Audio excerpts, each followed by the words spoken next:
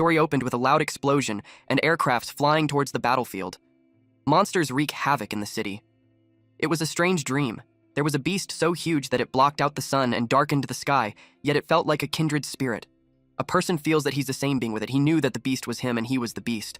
So from then on, despite the chaos, he decided that the world will honor him as if he were a god. He sat on the edge of a roof and looked down on people kneeling towards him. But behind him is a gigantic monster, similar to a dragon. The scene transitioned to a news report on TV. The TV anchor reported on the evening news that on June 2nd, 2224, the zoo of Ning City was attacked by a snake more than 100 meters long. Experts have not been able to determine the species of the snake. Then she reported that several citizens were able to film the appearance of a giant whale-like beast in the sky north of the city, which caused quite a stir. Then there's a report that internationally wanted criminals have been loose on the Ning City. This report plays on a TV inside a dirty room where there's uneaten food, garbage everywhere, a bloodied man plopped on the desk. He didn't look poor based on where he was. Also, he had weird displays of different animals in a cage. Something stared at the face of the man plopped on the desk, and he realized that it was his body. But when he saw the mirror, he's like a lizard. He panicked when he realized that he just turned into a sea iguana. This person is named Chen Chu. He is a sophomore at the University of Ning. He has been renting a place outside of school since he doesn't like living in the dorms. This guy will also be our main protagonist. He likes cold-blooded animals. He is fascinated by their vibrant colors. The pet store just got new batches of exotic pets that day, and he was immediately drawn to the sea iguana. It was an amphibious creature. Sea iguanas are generally gentle, but an accident happened the moment it was let loose. It bit him. He raised his other hand, which was holding a phone, and hit it in the head.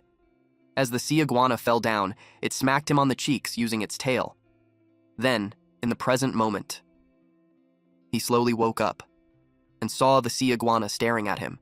The sea iguana raised its hand, because Chu was raising his hand too. He realized that he can control the body of the lizard. It was like he's controlling his own arms. It was similar to the so-called gold finger, a popular cheating software in a video game. He got excited thinking that it's time for his hero's journey to begin. The iguana rolled over. Chu wondered what this iguana could even do. He thought of going on live stream to show off how smart his lizard is or selling freshly dug up abalone or sea cucumbers. That's when he realized he's not meant to be the hero, because usually, when other people get cheats, they are either the powerful villain ordained by fate or they become a tree that grows onto the god of the universe. And as for him, he's just stuck with a little lizard. Their stomachs growled. When he checked the windows, it was already nighttime. He's so hungry. He realized that he passed out for an entire day. He wondered what sea iguana eats. Since it was a lizard, he assumed that it would be fine with meat. He took out the steak and got into cooking. He showed off his skills, and it got the iguana drooling. The iguana happily ate. Chu was glad about his assumption that both sea iguanas and lizards can both eat meat. Out of the blue, a screen appeared in front of him and displayed that after eating, his clone received 5 evolution points and his constitution has increased by 0.5. Then it showed his status. He's at level 0 with 8.5 constitution, 12 spirit, and a mind control talent. He has beginner traits with both 0 EXP at the moment, and those are external aura and key perception. His skills are extremities, boxing at beginner level with EXP of 48 out of 100, stepping cloud jump at beginner level with EXP of 66 out of 100, and springing leg at beginner level with EXP of 39 hundredths. He has a clone, which is the sea iguana. It had 0 evolution with 5 out of 20 evolution points. He was surprised to see his actual cheat. He stared at his hand, and that made him remember something. He remembered his childhood when he's practicing martial arts. He was told that if he only practiced his form without understanding the foundation, he might as well have learned nothing. He was told that the root of force is at his feet, and it should start from his thighs, then he has to control his abdomen, and that he should take the form through the bones in his fingers. He told his dad that he is so tired. He requested a break after standing on piles. His dad refused and told him that it's cowardly to give up halfway. He yelled that he didn't want to be a coward. Then his dad made him run fast. He tripped and fell. He looked so exhausted, but his dad told him to get up and told him that no one will help him when he grows up. Eventually, he received a box. His father gave him all of their savings because he needed to take a very long trip so Chu would be alone on his own. He was reminded not to neglect practicing martial arts, and when he's strong enough, he'll be able to see the other side of the world. Then, little Chu cried and asked how he's going to find him again. His dad replied that it will happen when he becomes a grandmaster, but he knew he might not be there anymore by then. His dad made his way. He reached the door and left. This dude went out and bought some milk, if you know what I mean. Before Chu knew it, a decade had passed. The sea iguana burped. It looked satisfied. He noticed that it ate fast, but he noticed something. It looked like it grew longer. He checked its stats and saw that it gained 15 points after that meal. Then something caught his attention. He was shocked when he saw the mirror. His body became toned, and it has abs. His body wasn't like that before. He realized that the points that the iguana received reflects on him. He started thinking that it could evolve soon after getting more points. He even imagined it growing into the behemoth of his dream. If that happens, he'd also become a real martial arts grandmaster. At the marketplace, Chu bought 10 pounds of prime beef with no bones and 20 pounds of pork lean meat without bones. The shopkeeper had packed everything and asked him how he wanted to pay. He replied that it would be via QR code. He loaded up his car and closed the trunk. After that, he went back to his apartment, a few hours later. He readied the table. Then he served a scrumptious meal. He fed the sea iguana for him to become a martial arts grandmaster. The iguana drooled. It happily ate. He realized that in a lizard's palate, pork doesn't taste as good as beef. Also, the beef dish that he served could use a bit more cumin, so he took a mental note to add more next time. After that, the iguana slept soundly, while Chu went to the martial arts room. He concentrated, as he hit the bag powerfully. Then the system displayed that after his hard work, his extremities boxing experience increased by +5. With his constitution improved, he could tell that even training progress is faster than before, and 2 days later. He's at the training room again.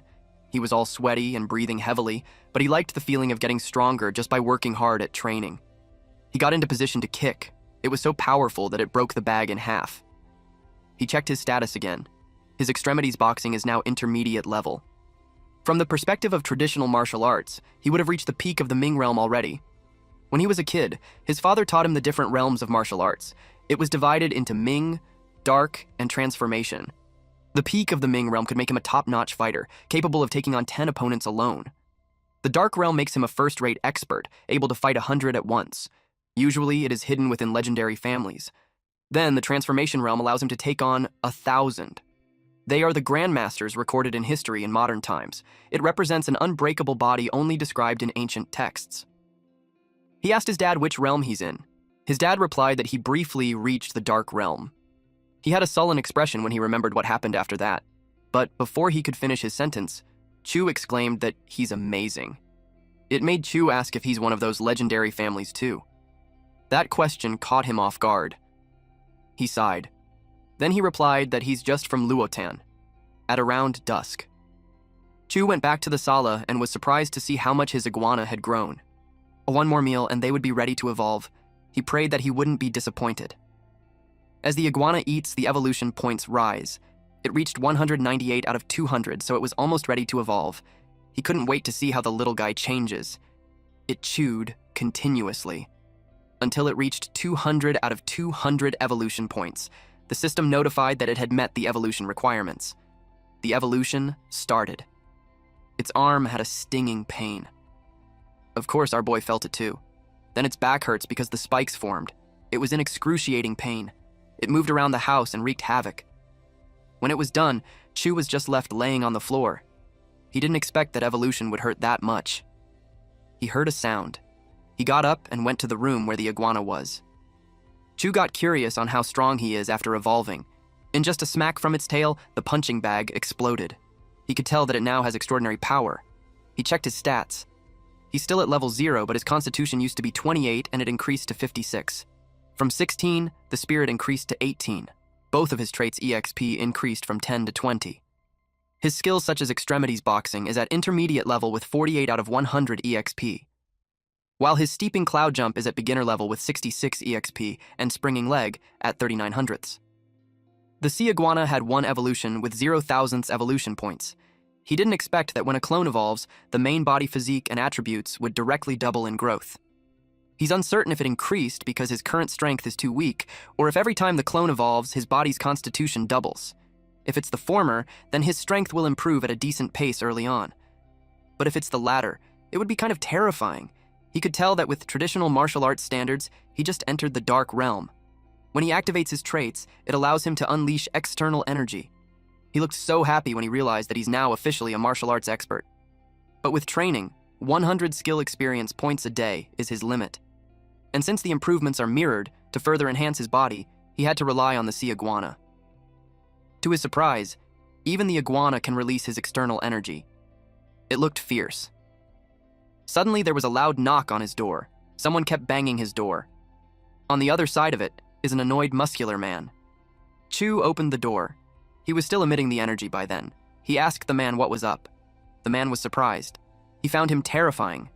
To him, the kid gave a vibe that he could crush him in seconds. His body trembled. From being annoyed, he became polite and asked if the kid's place was under renovation. Chu admitted that he was training lately and didn't realize that it was that loud. The man couldn't believe it. He questioned who was training because no training could feel like an earthquake. He tried to peek inside. He saw that the place was trashed. It made his jaw drop. He backed off and told the kid that it was fine. He requested that he changes his training methods to something quieter, though.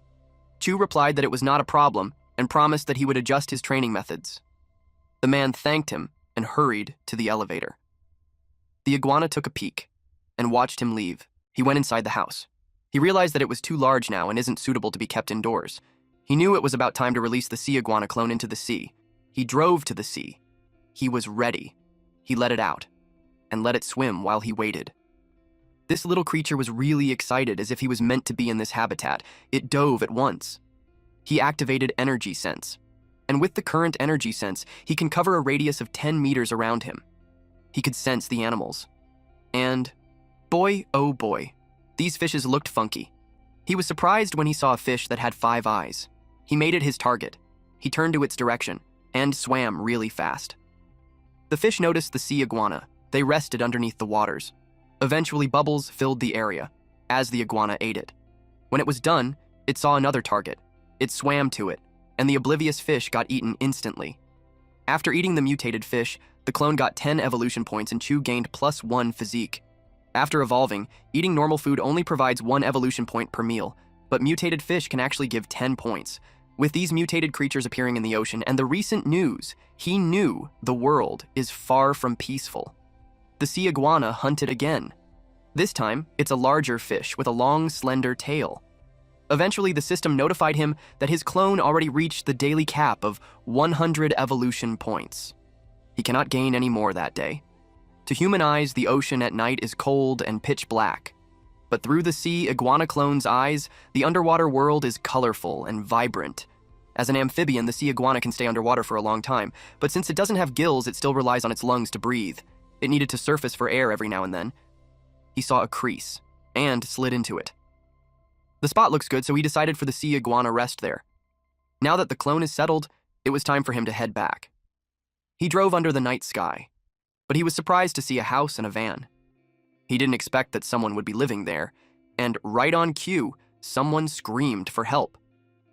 Our MC stopped the car and waited. He knew to act at the right time. The thugs inside peeked to see if the car had left. They saw that it was gone. There's 3 men and the kidnapped woman inside. The bald man kicked the man holding the woman's mouth and scolded him for not watching her carefully. It's because the man didn't notice that the cloth gag fell out of her mouth. The man reasoned to his boss that it was so dark so he couldn't have seen it when they dragged her inside. The woman was so terrified. The bald man told her to shut up and behave, otherwise the guys would have fun with her that night. Chu walked towards the shed. He activated his energy sense. With it, he could tell what was inside the shed. The thugs had drinks. The woman shivered, while the other skinny man was on his phone. Chu tried to guess if it was kidnapping or human trafficking. He learned that out of 3 men, 2 of them had knives. He knows that it's best to deal with them within a minute. It is to avoid endangering the hostage. He blasted the door open. The 2 guys took out their knives. Chu immediately went for them. He kicked the first guy. The man screamed in pain when his back collided on the brick wall. The bald man cursed at him and attacked him from behind, but Chu immediately reacted and hit him on the torso. The bald man lost his balance. The skinny guy caught him before he crashed on the ground, then told him to take a breather. The skinny guy positioned himself to attack while introducing himself as a disciple of Yue Wang Fist, Ning Fu. Chu replied, said his name, and added, Luotan, 8 Extremities Boxing. Still at the abandoned house in the countryside, Ning Fu made the fist move, one called Tulu Fist, but Chu grabbed his arm and was about to throw a punch. But the man kicked his foot and did the move Chu called Two Horses Joined Tang. Then he landed a punch on Chu's head. Chu realized that he's an expert. He found his footing, which actually surprised the man. Then he counterattacked using 8 Extremities boxing move called Iron Mountain Slam. The man crashed on the floor. He was amused that it's getting interesting. He said that he didn't expect that after he came down the mountain, he could meet a real disciple of Luotan, 8 Extremities. Iron Mountain Slam is an ultimate move of 8 extremities and deserves its reputation. Chu replied that it's a shame. He asked what he meant. Chu stated that he didn't expect a thug to be halfway decent with Yue Wang Fist. He thinks that it's a shame that he's a disciple of Yue Wang Fist has gone on a crooked path. The guy smirked and asked him why he's being so high and mighty when he's just a student who doesn't know any better. He understood something when he left the mountain, that if he wants to get ahead, he has to do whatever it takes. He tried to poke Chu's eyes. Chu instinctively kicked him. He landed face down on the floor. Chu realized that the battle between martial artists could truly be dangerous. The pressure he felt from him is way more dangerous than dozens of strong muscle men. He felt bad that his control over his strength is still inadequate. But things didn't go well for those three. He realized that he had to practice mastering control over his strength. His thoughts were interrupted when the woman made a muffled noise. Our boy set her free. He comforted her while she thanked him. He told her to wipe her tears and instructed her to call the police after he leaves. But he needed some help from her. He requested that if the police ask about him, she should tell them that she wasn't able to take a good look at him and she doesn't know who he is. She promised that she won't tell. 10 minutes later, the police arrived, but they were surprised when they entered the shed. They saw the woman on her feet while those three were on the ground. After that, a security agency police named Guan Qing delivered to the deputy chief the information he asked for. Inside the office of the deputy chief officer, she reported that they were able to see clear footprints on the broken door. And based on the depth and way the door broke off, someone had kicked the door open from the front, causing the door to fly 3 meters away, and the force used was at least 1,000 kilograms. Among the kidnappers, 2 of them instantly died, and the one left has entered a vegetative state after suffering a major concussion. According to the kidnapped woman named Lin Rongya, the person was wearing a mask at night and she couldn't tell what they looked like. The deputy chief of the security agency wondered how it could have happened when the most force the king of boxing was able to exert was 800 kilograms on a machine. In boxing in real life, it was unheard of for that amount of force to be reached. She agreed that the guy's strength is in humans, but she pointed out how stranger things have been happening lately. Suddenly, lightning struck. They could tell that a storm is coming. Meanwhile, there's a car hidden near the sea, and inside it, Chu watches a boat on the shore. 3 men get off it. The one at the center is someone they called Boss, and they were pleased to have made some money, and yet he spent 1 million on a woman from Bald Tiger. They think it's wasteful. The other man agreed and stated that it took them so long to dig up a sunken ship, and they only made a little more than 2 million. The boss called them short-sighted when they didn't even know who the woman was. He claimed that money will not be an issue if they have her. That made them happy. He asked the man nicknamed 4 Eyes if he had finished the business with the company. The man assured him that he already arranged a shipping company. They rented a high-end office building for the offices according to his request. In addition to that, he also found prettiest girls for the secretary and front desk positions. He's certain that the boss will not be disappointed.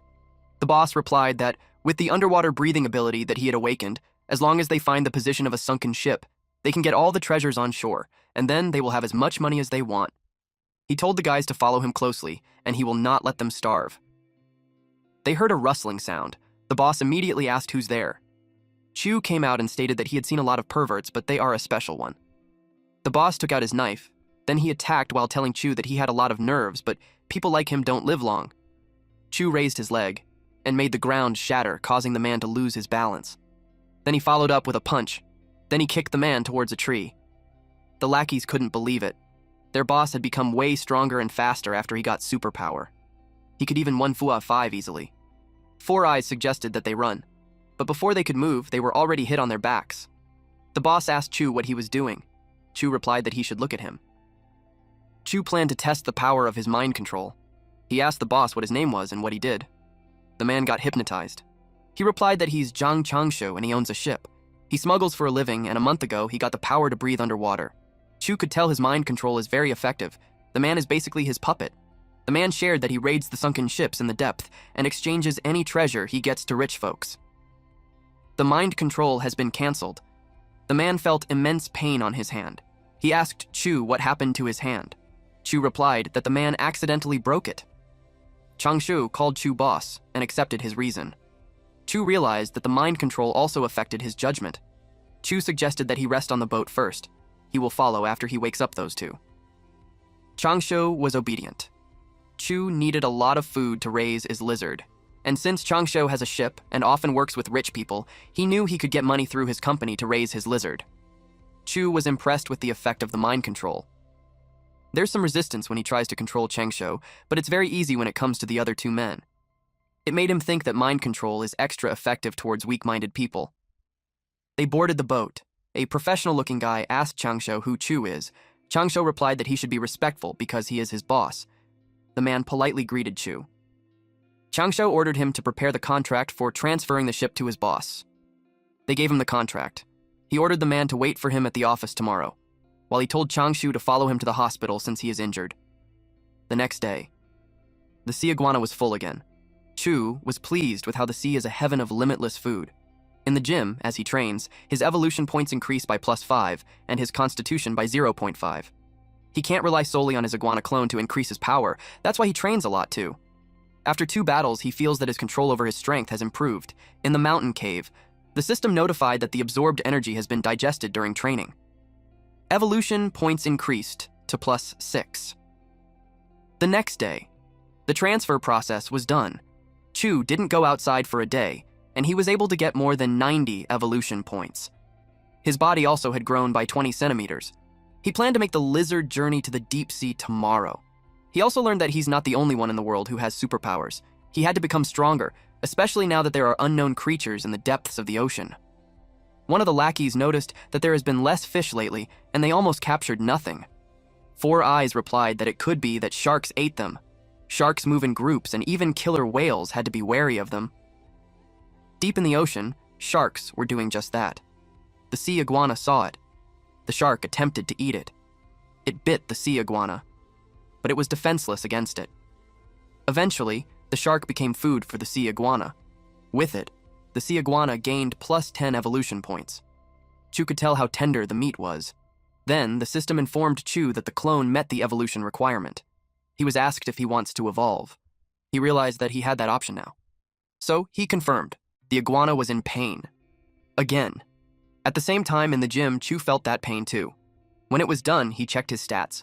He is now at level 1 with 130 constitution and 38 spirit. He had his mind control talent. His traits are both 280 out of 100. His 8 extremities boxing at intermediate level has 370 out of 1000 EXP. The stepping cloud jump is also an intermediate level with 290 out of 1000 EXP. And lastly, the tan leg technique at intermediate level with 390 out of 1000 EXP.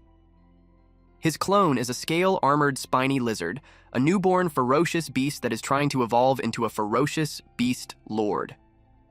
It has evolved 2 times, currently has 0 out of 5000 evolution points, and has water affinity. Though looking haggard, he was still happy with his new stats. He reached a level equivalent to a great success in the Dark Realm in traditional martial arts. He also noticed that his constitution didn't double even after evolution, but he knew it made sense, and the only reason why it doubled last time was because his base stat was low. Then he wondered what it meant to have water affinity. When he saw the iguana, he was shaken by how large it had become. The bone density is a few times more than before, and the weight has reached 4 to 5 tons. The power has doubled, and the claws are akin to steel. It was much more explosive than before, too. He could swim up to 70 kilometers per hour, too. It's even faster than a large ship. He also makes less noise and also feels less resistance while swimming. He assumed it was because of the water affinity thing. After that, he answered a call. He asked if anyone was asking for treasures lately. His subordinate replied no. He asked how the research was going. It was reported to him that they found a few locations with sunken ships, but without Changshu who can breathe underwater, they couldn't do anything. He replied that there's nothing to worry about. Chu knew that the shallow area of routes used by Z country in the past and the major commercial waterways used by H country and R country have mostly been explored, but he knew that there were still a lot of priceless ships deep in the area. So he made the iguana go to the southeast 25 kilometers offshore, the Yellow Sea area. He realized he can still breathe deep in water after that evolution. His perception also went up. He could feel the area up to 20 kilometers around him. After he tidies up everything, he'll be ready to go to the ships. He was done with work and decided to enjoy life from the point of raising a clone. He noticed the time and decided it was time to get food for himself. Meanwhile, on the street, there's a beautiful blonde woman sleeping against a pole at the pedestrian street. Chu took himself out for a fancy meal. It was nice, but just one meal cost over 3,000. His savings are only 20,000, but he's confident to spend since he'll take over Boss Zhang's company. And at least he got a taste of what it feels like to be rich. He noticed something on the street. 2 men surrounded a passed-out woman. Our boy called them out. Chu realized that with his growing strength, his passion for martial arts is also awakening. As long as there's no real danger, he doesn't mind stepping in. Those guys got annoyed at him. One of them took out a knife and told him to get lost and they'll pretend they didn't see him. Chu released his aura. It was like he was engulfed by flame. Our boy was just aura farming at this point. Those men could feel like they are being stared down by a beast. It made them want to leave. The woman laughed at them and teased them for not being scared. Chu wondered if the woman was crazy. It's rare to encounter that kind of woman. And those thugs wouldn't let her think that they're weak. They figure out there's no reason to be afraid of Chu since he's alone. They decided to take him down since he's way too cocky. They charged towards him. Chu jumped up high and kicked them. Those 2 were thrown in the air. He barely used 10% of his strength. Otherwise, that kick could have reduced him to mush. He decided to let them go this time. They might have done wrong, but he deemed that it's not enough to deserve death. Those 2 scurried away. One guy had to piggyback the other, while they described Chu as a demon who was straight out of hell. The woman staggered while she called Chu strong. He finds her movement strange, so it made him wonder if she's on drugs. He immediately called the police and reported the drunk woman outside the Shengtang bar. He told them that she looks compromised. She suggested that he take her home instead. A few minutes later, the cops had arrived. She told him that he's no fun. Chu ignored her and reported to the officer what he saw. Eventually, it had been dealt with. Good thing this MC isn't a simp. His next agenda is to control the giant lizard and look for that sunken ship. He arrived at the location and realized that 4 eyes were right. The info outline checks out. There was a sunken ship in there. During that time, his energy sense can only reach about 20 meters. He knew he had to keep improving it.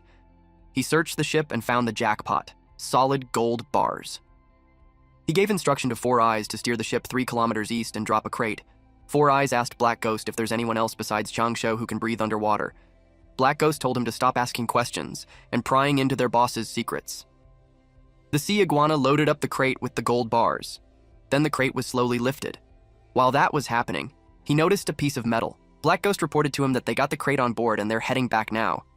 The sea iguana continued to claw the piece of metal, but it was so tough and it rarely left a mark on it. Chu thought that it must be some kind of special alloy. Since it looks valuable, he decided to take it back for study.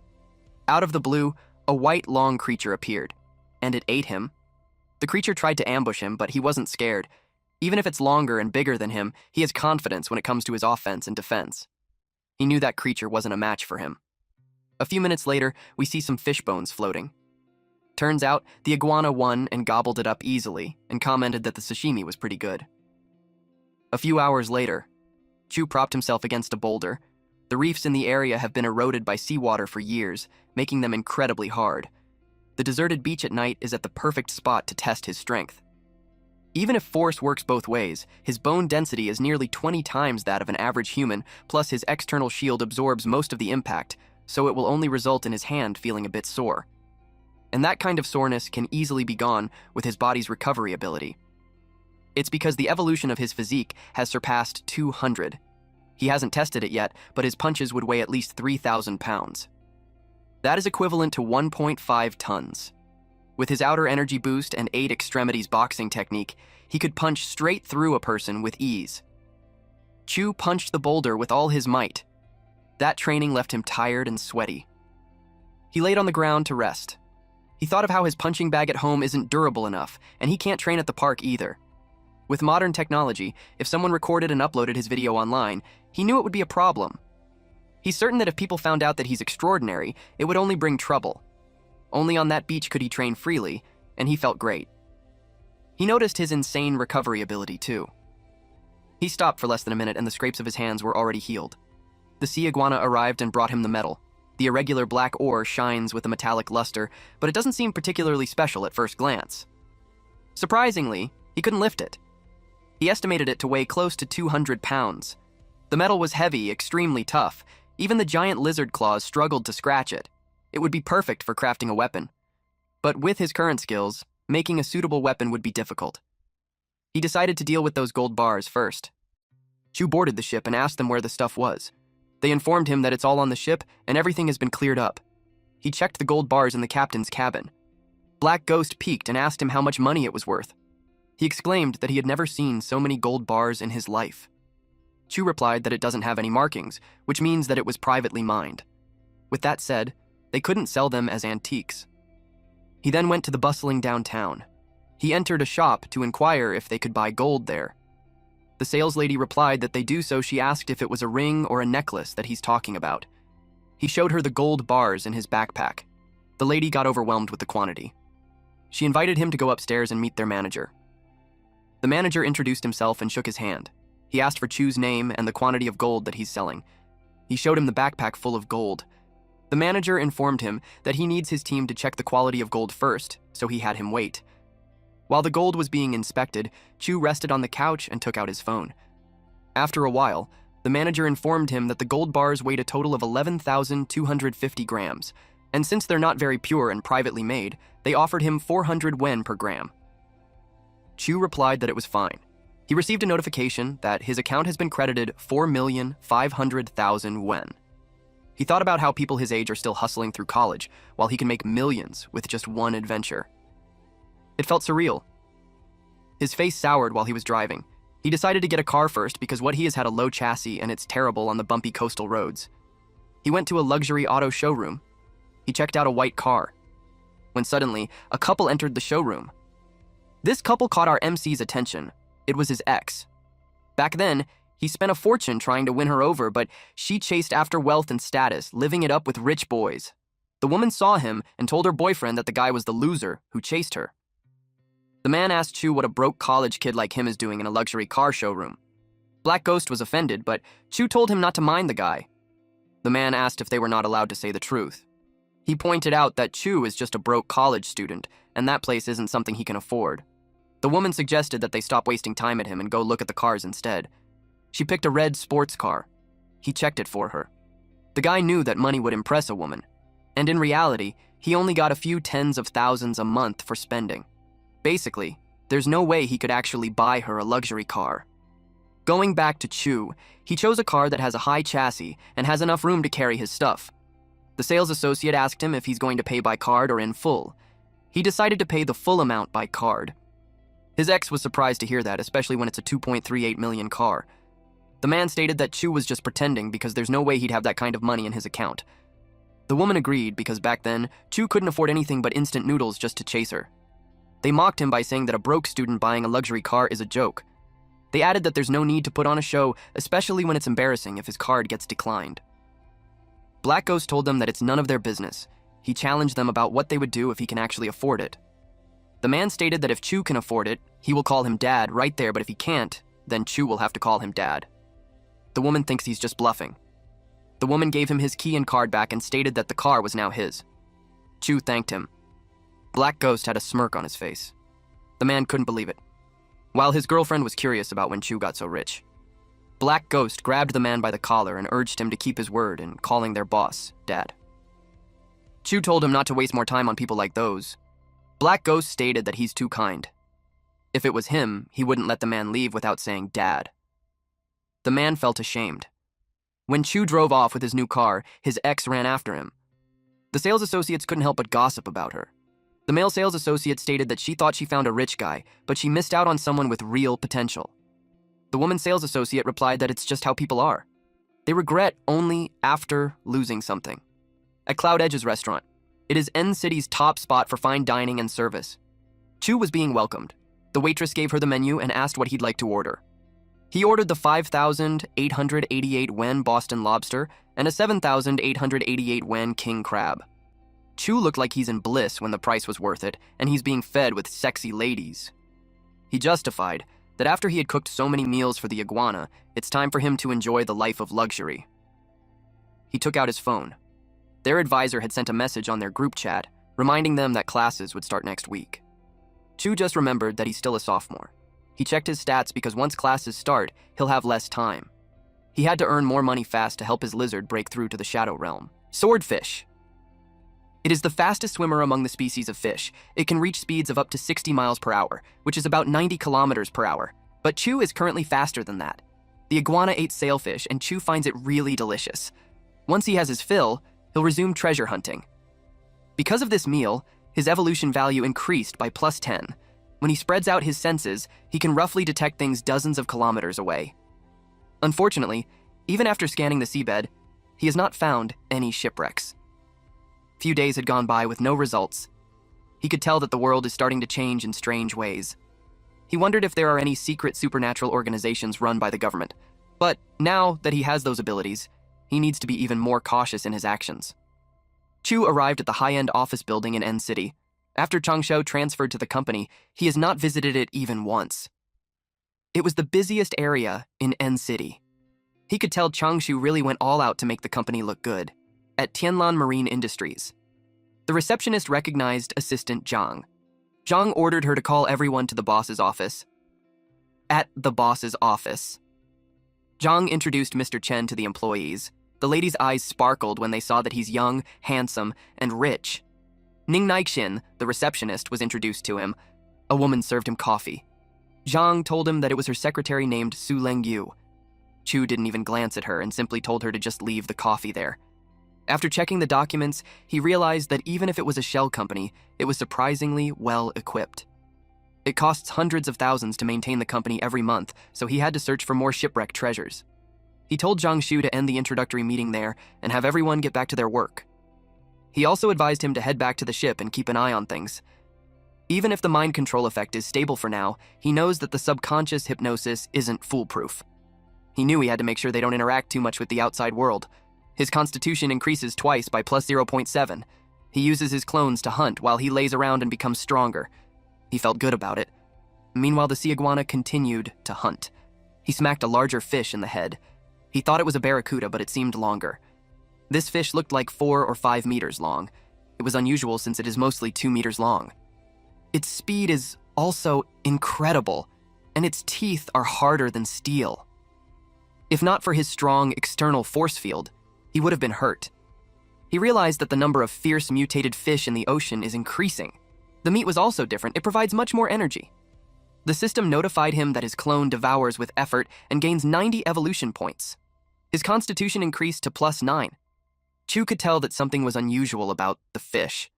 His muscles and bones are enhancing, and the increase is 10 times what it used to be. He felt that it's a shame since it seems like it's the only one of its kind. At Tianlan Marine Industries' office, the women gossiped about their boss, wondering if he has a significant other. Naixian was fangirling hard over him. They immediately stopped when someone asked them if they're not off work yet. It was Chu. Leng Yu replied that they have some things to finish up. With his hearing, he could already pick up on their chatter while he was in the elevator, but to avoid awkwardness, he decided to pretend that he didn't hear anything. He invited them for dinner since they had been working so hard. That made the girls happy. They went to a restaurant named Above the Clouds. The women were impressed with his luxury car and the lavish restaurant.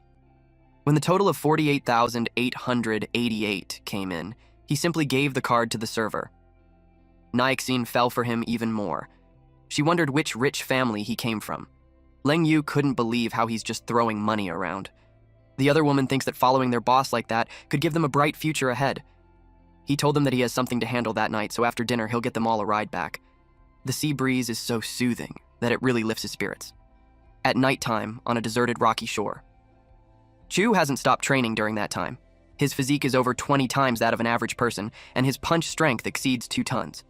With the external force field, his strength doubles, and his punches had come close to 5 tons, but the stronger he gets, the harder it is to control. So he had to keep training to get used to his strength. Then he noticed something. It was late at night, and yet there are people in such a remote place. The man on the shore asked those men on the boat if they still don't thrush them even after doing so many deals together. The leader of the men in the boat required that they would do it the usual way, where they give the money first, then the goods will follow. Chu eavesdropped from behind a boulder. He could tell that it's a D-grade deal. But those people are armed, so he needs to be cautious. The deal was done, and the men from different sides shook hands. The leader of the men on the shore told the guy on the right, whom he called Chi, to be careful since things are tight lately. The man on the left assured their boss that they only work through single channels, and even if something goes wrong with the goods, it won't be traceable. Chu sneaked behind them. He took down 2 men at the same time. The boss of the group got ready. He pulled out his gun. But Chu was fast. He immediately punched him. Our MC described those men as someone who already lost their humanity, and taking them out is practically doing a public service. After that, he made the iguana look for the boat. The sea iguana crashed on the boat, causing it to break in half. Those men fell into the sea. The iguana swam around them. Those men panicked upon seeing it. They all screamed to be saved. One man took out a gun since he knew that they wouldn't be able to get away. He suggested that they go all out since it doesn't look like it can dodge a bullet. They shot at it. It landed on the side of the eye of the iguana. The man trembled in fear. The sea iguana looked ferocious. Eventually, the man was gone.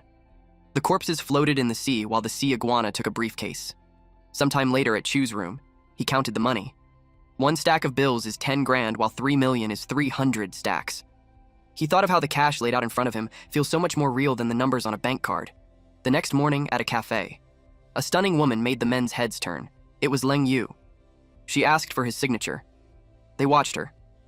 They didn't speak, but those men had the same thought, that the boss was so young. Chu decided to head back. He ordered her to notify everyone of the meeting time. When he passed by those guys, they felt his strong aura. Just his presence alone was terrifying. At the meeting room, Chu told them to handle every detail well, and they will be the company's heroes. And as long as the company's performance keeps going up, by year end, everyone will get a bonus. Chu received a message, so he pulled out his phone. He was told that it's the last day to register for school, and he's the only one left in class. Because of that message, he was reminded of school. He told his employees that he needs to go register at school. Since not much needs to be done, he told them to call it a day. He also assigned Leng Yu to handle company matters while he's not there. Nixine was surprised to know that the boss was still a student. Her colleague thought he was some rich heir, raised with perfect manners because of how composed he was. At N University campus, Chu got out of his luxury car and he drew attention to him, especially when his car is worth over 2 million. Instantly, he was posted on the campus forum. It received 748 shares, 2,822 comments. A woman saw it and said that he looked so familiar. She compared his eye to stars because of how it radiates a sharp brilliance. Then, in the comment section, she read the name of the student and found out that he's a sophomore in the finance department. While walking in the campus, Chu was thinking how his body and strength are improving quickly, but he only knew 8 extremities, cloud steps, and tan leg technique. He realized that he needed to learn new skills to better control his current power. He saw the Taekwondo club members practicing. He knew that he could easily squash someone like that with a single slap. He knew that if he wanted to control his strength, he had to keep training himself.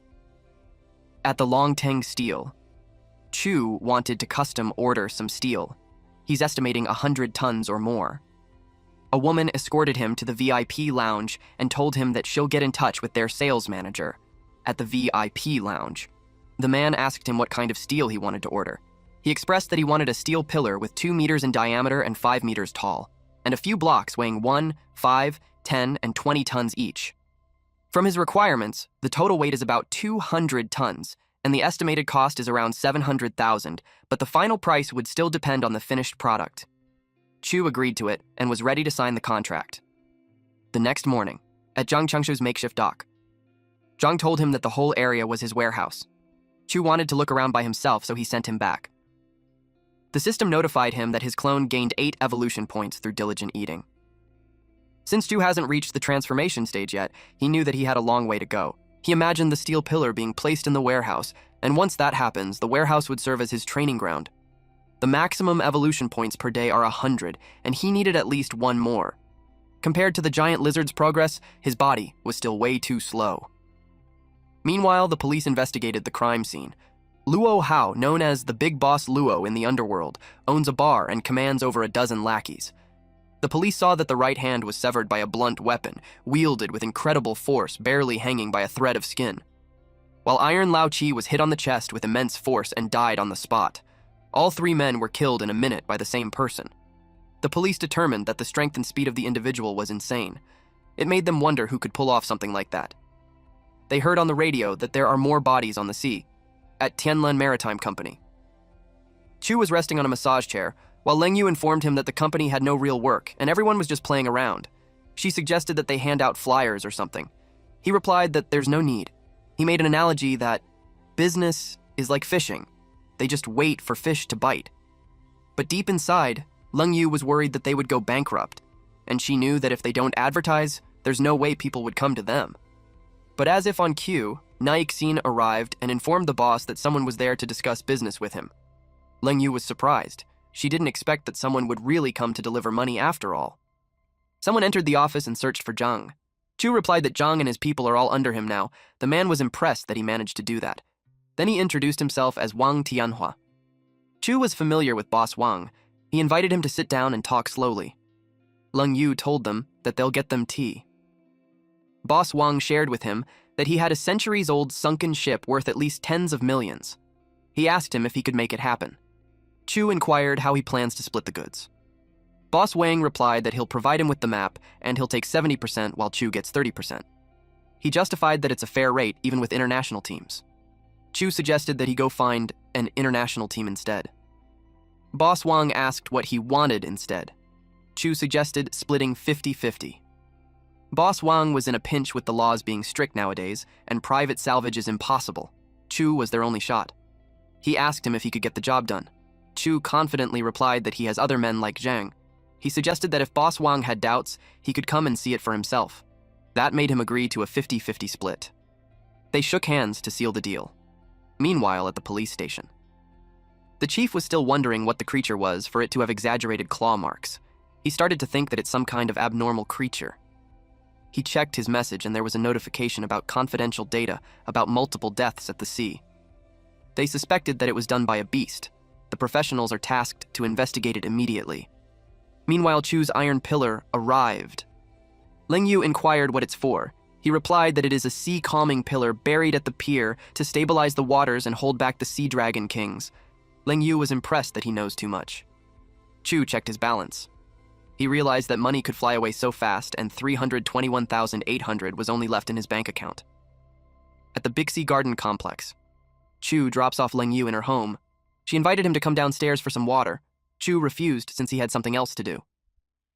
Leng Yu felt embarrassed that she did that when her home was messy. Chu drove off hurriedly because earlier at dinner, he accidentally snapped his chopsticks, and because of that, he knew he had to practice to control his strength. He arrived at the shore and started punching the boulders. His goal was to achieve perfect mastery to fully use his powers. His aura shield can now cover up to 30 meters. With it, he can sense every movement of wind and grass around him. 3 days later, Sea Iguana kept eating, gaining him plus 210 evolution points and plus 21 constitution points. This time, he found a red-eyed mutated fish, just like the one he had before. When Tianhua's ship slows down, he realizes that they must be close. He called him and informed him that his crew had already arrived. He asked him when they would start. Tianhua praised him for the quick work. He informed him that they will begin at night. After pouring hard work on his training, Chu gained plus 15 aura control experience.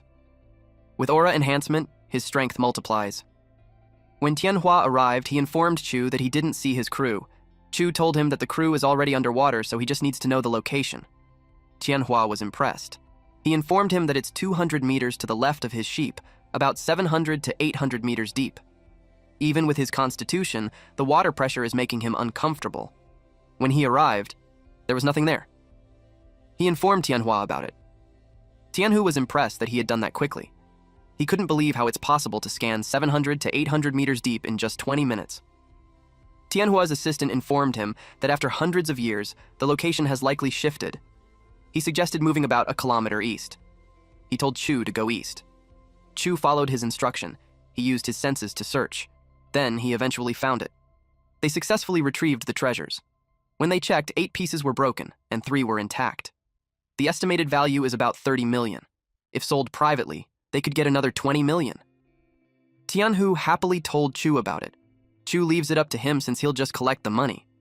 A few days later, Tianhu presented briefcases of money to Chu. They came up with a total of over 23 million. Each person gets 11.5 million. He told Chu to count it if he likes. Chu replied that he doesn't need to because he trusts him. Tianhua laughed at how straightforward he is. He'd definitely contact him again if he has info on a sunken ship. With that, Chu's financial problem has been solved. But his strength is still weak. He needed to train to the point where sniper bullets and grenades won't affect him, so he could do even more riskier moves. The next day, at Tianlan Marine Industries, a staff member informed him that someone submitted a resume. That person boasted that he can bring 200 fishing enthusiasts every month for a 50,000 monthly salary. Nixine saw that he's back. He checked the resume and immediately declined it, since he deemed that it was a scam. Nixine was happy to see him because he hadn't been to the office the past few days. Chu replied that he had a big project, and he just casually made a few million. Nixine was impressed. He promised them earlier that he'd treat them after the project, so that night, he planned to take them all to Yunshang Tianwai to relax. The other female staff felt genuinely happy.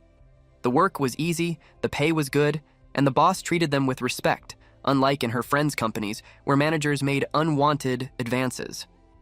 It made her wonder, if the boss ever made a move on her, would she possibly say yes at Yunshang Tian?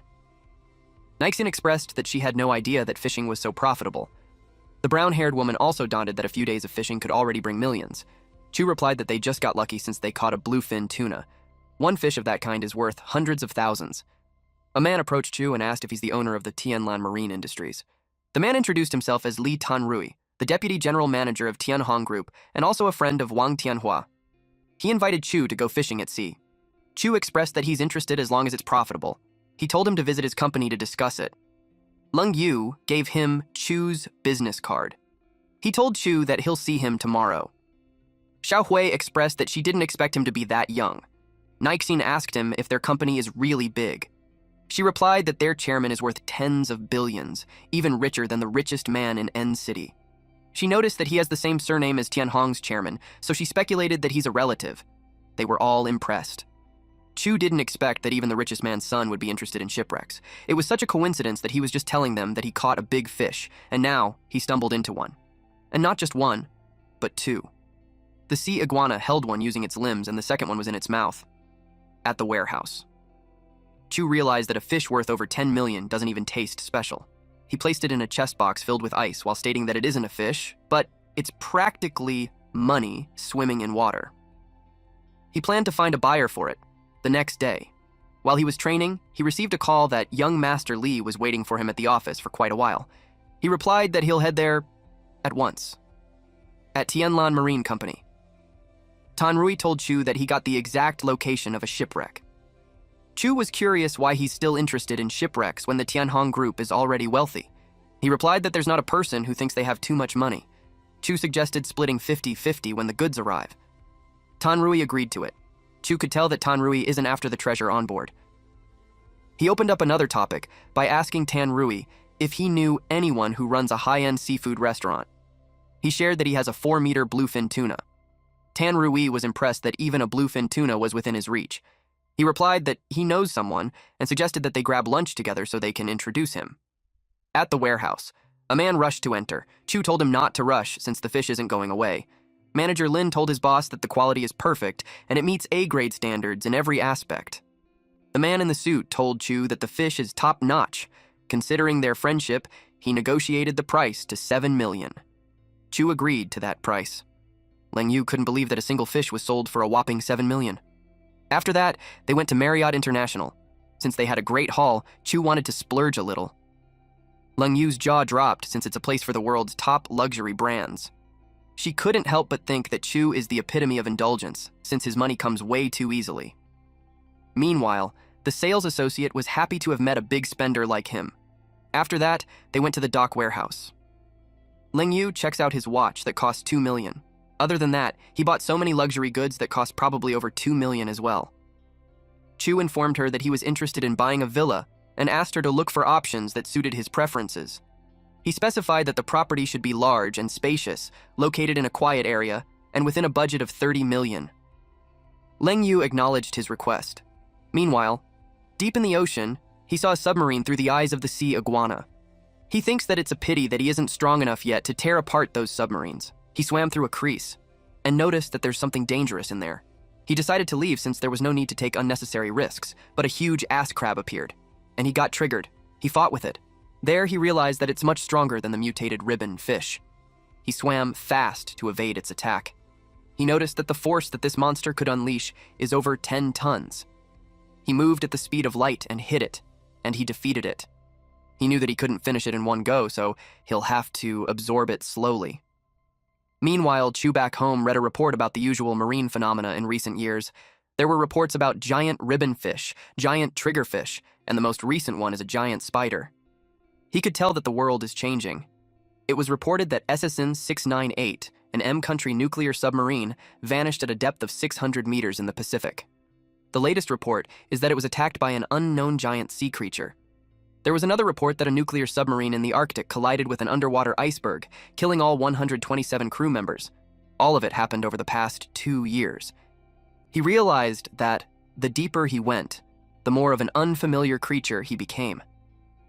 Consequently, the sea iguana devoured the crab, earning him plus 290 evolution points and plus 29 base body stats. There was an additional plus 280 points and plus 280 base body stats. By that time, his body size had grown to 18 meters. His physical stats have increased by over 100 points, and his bone structure muscle strength reached a new level. Even punching an iron pole doesn't even hurt him anymore. With that said, not even a handgun could do more than a scratch on his skin. And with his natural armor and reaction speed, ordinary bullets won't even leave a dent on him. At Xinhua bookstore, Chu read a book. This was fueled with his thought of the world not being simple as he expected, so learning and readying were his best choices. He caught the attention of some women because of how handsome he is. They looked at him from afar, but didn't have the guts to ask for his contact info. Chu believes that only by continuous learning can he keep improving. He went back to the warehouse after reading. He trained hard since Bajikwan and Xingyiquan seemed simple, but mastering those isn't easy. That's when he received a call from Tianrui. He was informed that they had arrived, so he told them to send the location, and his people will be there in half a day. A little later, he reported that he found gold and some shattered porcelain. Tianrui asked if he saw a special box. Boss Li told him that as long as he finds the box, everything else on the shipwreck is his. Chu replied that he'll ask around. Just the treasure box alone is already worth over 20 million. But as for the special box, it was just a pile of mud. He had no idea why Li wanted it. When it opened, Li was disappointed with the condition of his elixirs. Meanwhile, the police investigated a body. And just like the people who died earlier, all the blood from the body was gone and their muscles dried up, even when the time of death was only 10 hours ago. They decided to wait for the higher-ups to come down and investigate. The chief noticed how all the victims were thugs, had no family ties, but were physically strong. He told the policeman Xiaozhong to write up a report and shut down all entertainment venues in the city. Later that night, a woman sucked the blood of a man. The chief officer was surprised to know that even when everything was shut down, 4 more people had died. He couldn't understand how it happened. Consequently, Chu went back to training. After training for a few days, he made great progress in both Bajikwan and Xingyiquan. The system informed him that he had comprehended a new martial art technique. He was tasked to name it. He called it an explosive fist. It combines Bajikwan's 8 extreme stance and Xingyiquan's half-step Bengquan. 1 step equates to 1 explosion, and his fists are like cannonballs. Meanwhile, at the sea, a fisherman was happy because he finally caught the fish that he was chasing for so long. He knew he had to be cautious since the investment was huge. Just 1 fishing net costs millions, so he can't afford any mistakes. Suddenly, someone reported to him that there's a hole in the net and the fish are escaping.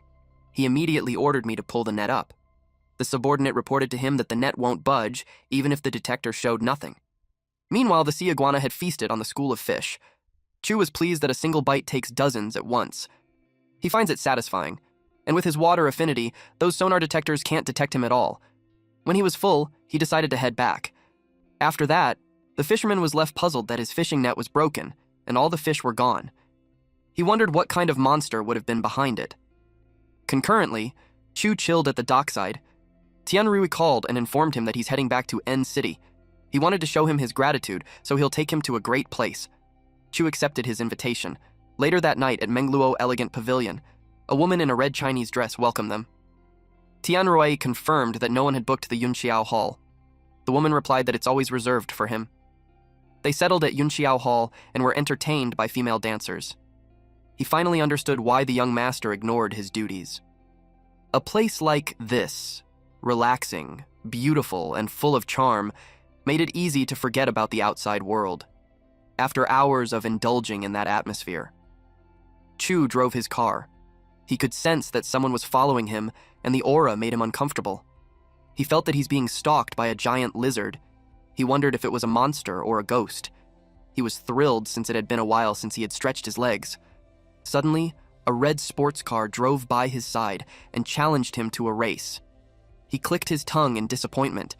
He drove so fast and outran them. The man in the red sports car couldn't believe it. He commented that the guy was killing himself. Even if Chu went that fast, the stalker could still keep up. He realized that it's not just a weak creature. He arrived at the seaside and invited the stalker to come out. It was the woman who welcomed them at the restaurant earlier. She explained that he's just bathing by the sea when someone took her clothes. She requested that he grab her something to wear. Chu replied that he'll get it for her, but charged at her. He hit her, but was left surprised. As the dust settled, the woman transformed. She had a mermaid tail, multiple arms, and a long tongue. She wanted to eat Chu because of his strong and rich life force. Chu asked what she was. She replied that she's a woman, too, but a more perfect version. She is called Yin Xiao. She stated that eating him is like eating hundreds of healthy, energetic people. It's enough to help her complete the first stage of evolution. Chu immediately stepped back, and when he found his footing, he charged again. She couldn't believe how fast he was. His punch landed on her, and she crashed on the ground. She couldn't believe that he defeated her when he doesn't even have the aura of the awakened being. Chu punched a tree, splitting it in half. He kept doing the same to the nearby trees. Xiao had been hiding by fusing with the trunks and stones, but every time Chu attacked, her aura got weaker. After knocking down all the trees, Chu looked at Xiao and stated that hiding like that was a good survival skill, but she was unlucky to meet someone like him. He told her that if she answered his questions, he'd make her death quick. Xiao smirked and asked if she looked scared of dying. She glanced at the moon and said it was beautiful. She added that she had already taken her revenge. If she had just one more month, she said, she would have finished her shadow transformation, and not even a war god could scare her then. Chu continued her thought, saying it was bad luck for her to run into someone like him in an ordinary city. As she spoke, her body began to fade away. Then a system message appeared, telling Chu that he had killed the corruptor and gained 10 attribute points. He had no idea what that meant. The system showed him that attribute points could be used to improve his skills, strengthen weapons, and boost his overall abilities. They could also unlock special powers like lightning, ice, fire, and more. Chu now had powers, and soon, his lizard would too. He had an idea. What if his sea iguana turns into a real-life Godzilla? Back at the warehouse, Chu tried to research corruptors and awakeners, but he couldn't find anything useful. He realized the authorities had blocked that information. Still, he didn't mind. He was too weak for now. He planned to dive deeper into that world once he got stronger. Maybe when his physique hit 10,000, he uttered. Then the system told him to choose an element to enhance. The options were wind, fire, water, earth, lightning, light, or dark. But with his current stats, he could only pick a basic element. He chose lightning. With that, he unlocked lightning mastery and gained +1 to his mental stat. Now, he could generate a small spark of lightning from his fingertips. It wasn't much, but it could improve with training since the skill had experience points. He was satisfied. He checked his status window. Level 1. Physique, 465+. Mental control, 57+. Techniques, external chi, beginner. 570 out of 1000 EXP. Ki sense, beginner. 480 out of 1000 EXP. Skills, collapsing punch, beginner. 26/500 EXP. Sky step, intermediate. 412/1000 EXP. Spring kick, intermediate. 412 out of 1000 EXP. Lightning mastery, beginner. 10 out of 10,000 EXP. He currently had no attribute points left.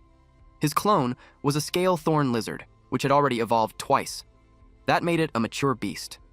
Its next goal, to become a beast lord.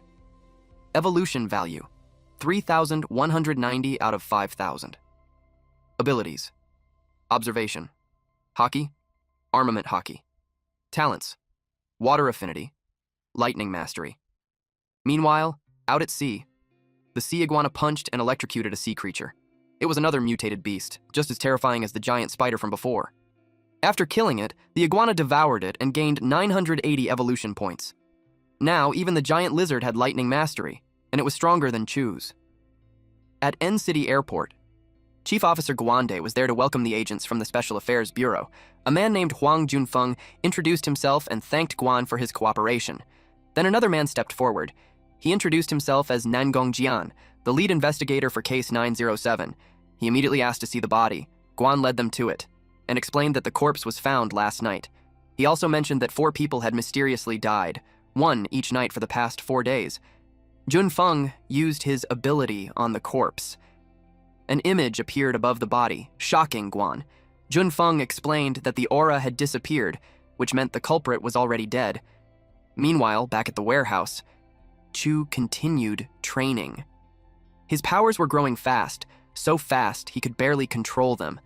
When he dropped Naixin off and she invited him inside, he didn't dare accept. He was afraid he might break her couch just by sitting on it. He also kept his distance because he worried he might hurt her by accident, even just by getting too close. The next day, he visited Villa number 88 with a sales agent. The main building was 560 square meters, with a 70 square meter front yard. It also had a 200 square meter backyard and an 80 square meter pool hall. The agent said the buyer paid in full, including furniture worth over $1 million. The total cost, $34 million. Chu said he'd take it for $25 million. Then his phone rang. One of his subordinates was calling for help. At the same time, the special investigator stood on a rooftop watching over the city. Junfeng told Jian that there was no unusual activity last night, so it seemed the corruptor was truly dead. But he also found it strange. Being in a semi-ethereal state isn't something a normal person could survive. He suggested they stay and investigate more. But Jian told him to focus on training instead. Otherwise, when the apocalypse comes, he'd just be cannon fodder. Junfeng found it hard to believe an apocalypse would really happen. Xian explained that the professor predicted the next spatial fluctuation would be 10 times stronger than the one 20 years ago. The most important thing now was to raise their abilities before that day came. That was the only way they could repay the country for everything it had done for them. Meanwhile, out at sea, using the sea iguana, Chu discovered something valuable. But while digging through the sand, he accidentally broke a lot of porcelain. He searched the internet to check the value of the items. Luckily, one of the pieces was from the Song dynasty and could be worth several million, maybe even tens of millions. He regretted being careless. If he hadn't broken so much, it could have been worth over 100 million. At that moment, he was at a restaurant when he noticed a woman being harassed.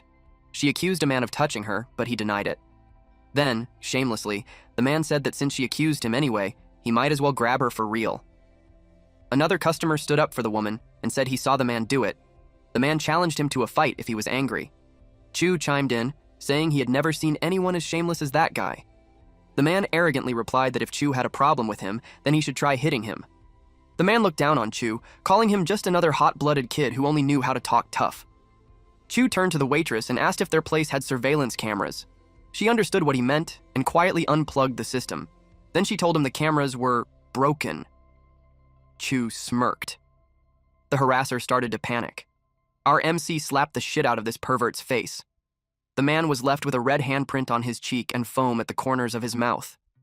Chu stood tall and found it absurd that in this day and age there were still people asking to get beaten up. He returned to the warehouse. His thunder control increased by +10 and his mental strength went up by +1. As he rested on the couch, he reflected on how short human life is. Just a blink compared to the lifespan of a star. But he believed that one day he'd surpass the limits of life and death. The next day, he told Leng Yu to study accounting since she'd be in charge of managing the company's finances one day. He also said she'd be paid double. She agreed without hesitation. She then asked where he was headed next. He replied simply that he was going to sell some things. A Chinese man named Gao welcomed him to his antique shop. Chu wanted him to estimate the value of a porcelain plate. Gao invited him upstairs to talk in private. They opened the briefcase. Gao smelled the salt water and immediately knew it had been salvaged from the sea. After examining it, he confirmed it was genuine. However, since it was part of a set and Chu only had one piece, its value dropped significantly. It was unfortunate. When Chu found the porcelain, there were several pieces nearby, but only one was still intact. Such a waste. Gao told him that since it was just a single piece, he could only offer 4.5 million. Chu said he'd think about it. As they walked down the street, Leng Yu mentioned that after checking so many shops, Gao seemed the most honest. Our MC wasn't so sure. Still, since Gao offered the highest price, he was considering it. But Chu noticed something strange in Gao's eyes, like he was hiding something. Meanwhile, inside a luxurious villa, in the living room, Gao reported to a blonde man that there was a lead on a sunken ship. He showed him the porcelain and pointed out the official seal they'd been searching for. He guessed that the young man who brought it in probably knew more. The blonde boss told him to pass the info to the Fox and said he wanted a full report on the guy within 30 minutes. Not long after, as Gao looked at his phone, they found out the man was just a regular college student who had recently bought a luxury car for 3 million and even traveled overseas with Tianrui. Gao suggested they cooperate with whoever was backing him, but the boss, Du Hong, just laughed at the idea. Later that night, lying in bed, Chu thought back on the deal. He had filled out some forms and everything had gone smoothly. Still, he couldn't shake the feeling that Gao was hiding something. He hoped nothing weird would come from it. The next day, Chu was still uneasy about Gao, but he decided to head straight to school to check things out. After absorbing the sea python, his strength, muscle density, and overall power had increased to about 50 to 60 times that of a normal person. He even wondered if he could survive a gunshot now. When he got to the elevator, a man was already waiting outside. As soon as Chu stepped out, the man threatened him and pressed a gun against his back. They got into a van. Chu pretended to be scared and asked where they were taking him.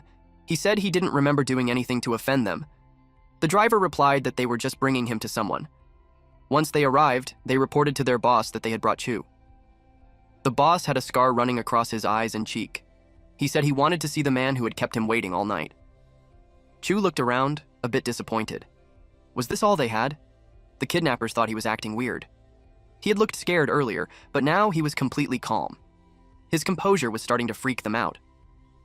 The boss gave the order to draw their weapons. One of them pointed a gun at Chu.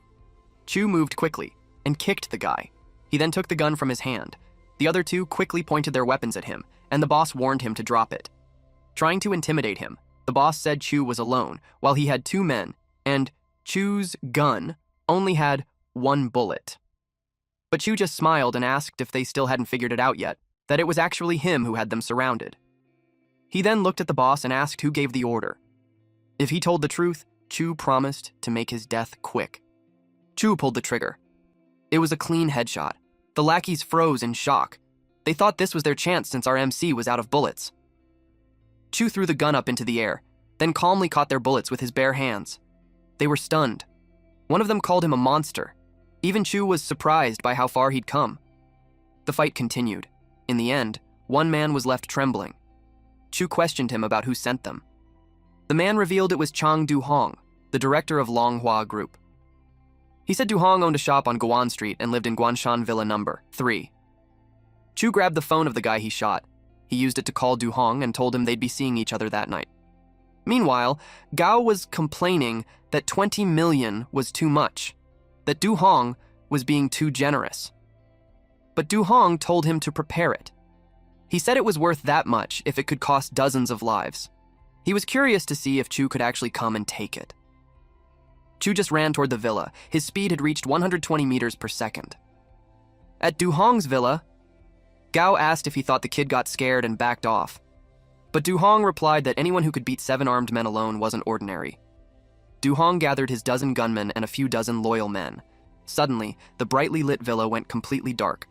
They turned on the backup power, but noticed the CCTV at the main gate was destroyed, along with the front door. Du-hong, furious, ordered his men to shoot anyone who entered, no questions asked. Gunfire broke out, and several guards were quickly taken down. Everyone stared at the front door waiting. It slowly creaked open. Du-hong immediately shouted for them to fire. But Chu moved in fast, easily dodging the bullets and taking down the gunmen in the room. Then he calmly walked toward Du-hong. That's when Duhong realized Chu was awakened. Panicking, he offered 500 million to spare him and Gao. Chu said it was a tempting offer, but after killing everyone else, he couldn't just walk away. Instead, he said he wanted to talk about the awakened. Duhong was visibly nervous. He began explaining that back in '99, in Tiger Mountain Town, there was a fight over territory involving over a dozen people. Suddenly, a person engulfed in flames descended from the sky. In an instant, the entire town was covered in fire. By the next day, the whole place had turned into a lake. The authorities later named it Sunken Lake. Chu was stunned by how powerful the awakened were. He felt lucky he hadn't caught the attention of someone like that yet. Suddenly, Duhong pulled out a gun, but he was too close. Chu quickly pushed the gun aside, punched Duhong, and kicked Gao at the same time. Later, the police arrived. By the time they got there, Duhong's entire villa had been burnt to rubble. They recovered 31 bodies. One of them was Duhong. The police chief guessed Chu was responsible. He also suspected Chu had something to do with the deaths in Red Forest. He sensed that an attack was coming. He planned to give Chu a chance, but deep down he felt Chu was too ruthless, someone who had already abandoned morality. Meanwhile, back at the warehouse, there was an empty spot at the table. The chicken he left behind was gone, and only an oily stain remained. From the looks of it, whatever took the food wasn't ordinary. Then the system notified him that he gained 67 evolution points and a plus 6.7 boost to his body stats. At the same time, deep underwater, while devouring a fish, Chu sensed something ahead. Curious, he decided to check it out. At 1,200 meters below the surface, he discovered a live volcano, but the water pressure was getting harder to endure. Back at the warehouse, a man walked by holding a shopping bag. Chu secretly followed him. He launched a surprise attack and hit with full force. But when the dust settled, the man was gone. Chu realized his target might have powers related to dimensional rifts. Suddenly, the floor darkened. The system warned him his body was being corrupted by polluted energy. It also informed him that his body was strong enough to resist the corruption, for now. But that resistance would only last for 5 more hours. Chu found himself in another world. He entered a dark room where a strange creature stood near the door. Suddenly, it lunged at him. He wasn't sure if it was a zombie or some other type of monster. He responded with a punch that blasted its head apart. The system notified him that he had killed a defective demon corpse and earned 2 stat points. He noticed a sign near the door. "Welcome to Tiger Mountain Town." It reminded him of what Duhong said, the town that supposedly turned into a lake overnight. But now, Chu realized the truth. It wasn't destroyed by humans. It was pulled into another world. Knowing how dangerous it was, he decided to leave immediately. Unbeknownst to him, a woman was watching from a tree branch nearby, silently eating a whole chicken. Chu used 2 stat points to enhance his lightning power. He gained plus 20 experience and plus 2 spirit. Back at the warehouse, he began researching Tiger Mountain Town. To his shock, over 30,000 people had gone missing. He imagined that if they had all turned into monsters, defeating them could give him an incredible number of stat points. He called Tianrai and asked for help finding out where the missing people from Tiger Mountain Town ended up after 20 years. Tianrai said he'd look into it the next day. The following day, Chu visited a shop and placed a custom order for a small steel house and a large knife for decoration. He wanted the knife to be 2 meters long, thick, durable, and sharp. The shopkeeper warned him it might be difficult due to knife production regulations. Chu argued that no one in their right mind would run around carrying a 60-kilogram knife and start a rampage. But deep down, Chu had another reason. Demon corpses are strange, and he feared the knife might get infected. In addition to the knife and the steel house, he also planned to get himself a set of armor. After that, Chu met up with Tianran, who informed him that the records on the survivors from Tiger Mountain Town were inconsistent. The authorities claimed the situation was resolved, but there was no detailed data. Just as Chu suspected, over 30,000 people were buried along with the town. Meanwhile, deep in the sea, through the sea iguana, Chu caught over 40 fish. He still needed 300 more evolution points to reach the next stage. Next on his list was visiting a villa. There, he met Lin Qing, the owner. Qing complimented him on his good taste. Chu handed over the money, 20 million in cash. Qingjie was stunned by the full payment in cash. As that happened, the system notified him, plus 29 evolution points. With that, he hit the maximum number of points for this stage. The system asked if he wanted to evolve. At that moment, the sea iguana was 1,500 meters underwater.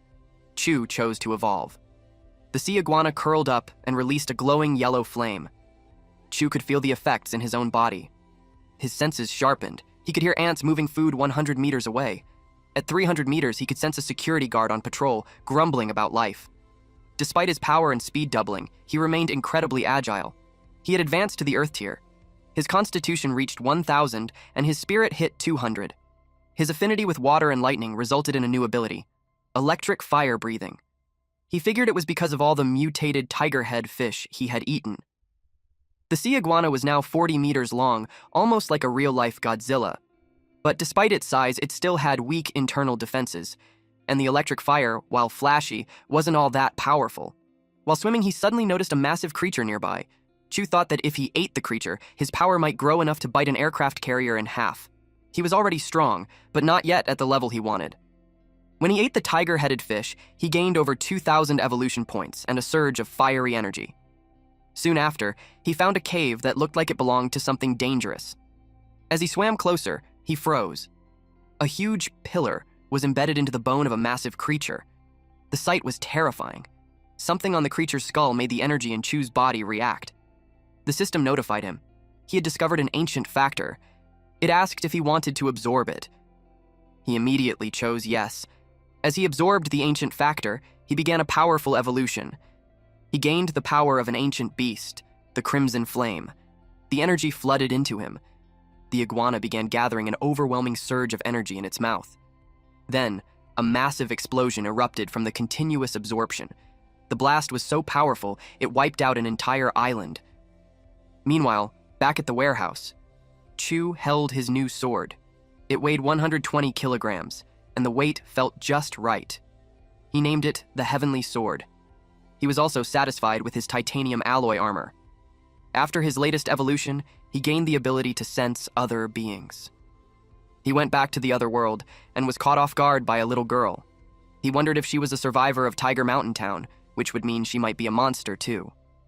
Soon, several others appeared. The town seemed to come alive at night. Chu struck one of them down. The system notified him. Demon Corpse defeated. 5 stat points earned. He instructed the system to enhance his heavenly sword. He was given options. He could upgrade durability, sharpness, armor piercing, monster damage, or add elemental effects like wind, fire, lightning, and more. He spent 3 points on durability and 2 points on sharpness. After that, he attacked another monster. He was fast, but still, not satisfied with his current speed. Shu gave 5 points to increase his armor's resilience and give points to increase the sharpness. He looked around. When he saw that there were more monsters, he immediately attacked. The system kept notifying him of the increase in his attribute points every kill he got. He moved swiftly, until he saw a big monster that was about to attack him, but he's confident in his upgrades. The monster punched him and he counterattacked with his fist. He realized that the monster was as strong as him, but it was too slow. Eventually, the system notified that he killed a 5th-tier armored demon corpse and gained 100 attribute points. He also discovered the demon armor element, which he can absorb by spending 10 attribute points. Learning that it was 5th tier helped him understand why it was so strong, and he had to hit it over 10 times just to kill it. He realized that he was still lacking a move. Out of the blue, he yelled, "Run!" He saw a girl underneath the table. It was the same girl who stole his chicken and was the one telling him to run. He realized that she doesn't have any ill intent. He approaches her and pats her head while introducing himself. This girl, named Jixi, had just become his sister, and he promised to take good care of her. He planned to bring her to the city and get her a new set of clothes. Under the bright sky. They drove around. While in the car, he asked her if she knew what the dark lake was in the flooded area. She replied that it's the black tide, but she doesn't know much except that it's dangerous. Eventually, they got back home after getting her a new white dress with the ribbon at the chest. She also has new pink shoes with a bow at the center. When the food arrived, she happily ran towards it. While eating, Chu checked his stats. He thought about his use of armor earlier. It helped suppress his crimson flame. If he went all out, it would have guaranteed a kill. With that, he used the remaining 80 attribute points to strengthen his armor. He just broke past the intermediate level, and he's 3 times stronger now. Meanwhile, at Ning University, 5 people gathered in a cozy room where there's couches and a coffee table. One student told the others that the place they are going to train for is at least at lieutenant level. That was a surprise to them. A female student asked if they had caught the eye of some secret department. Someone walked inside and replied, yes.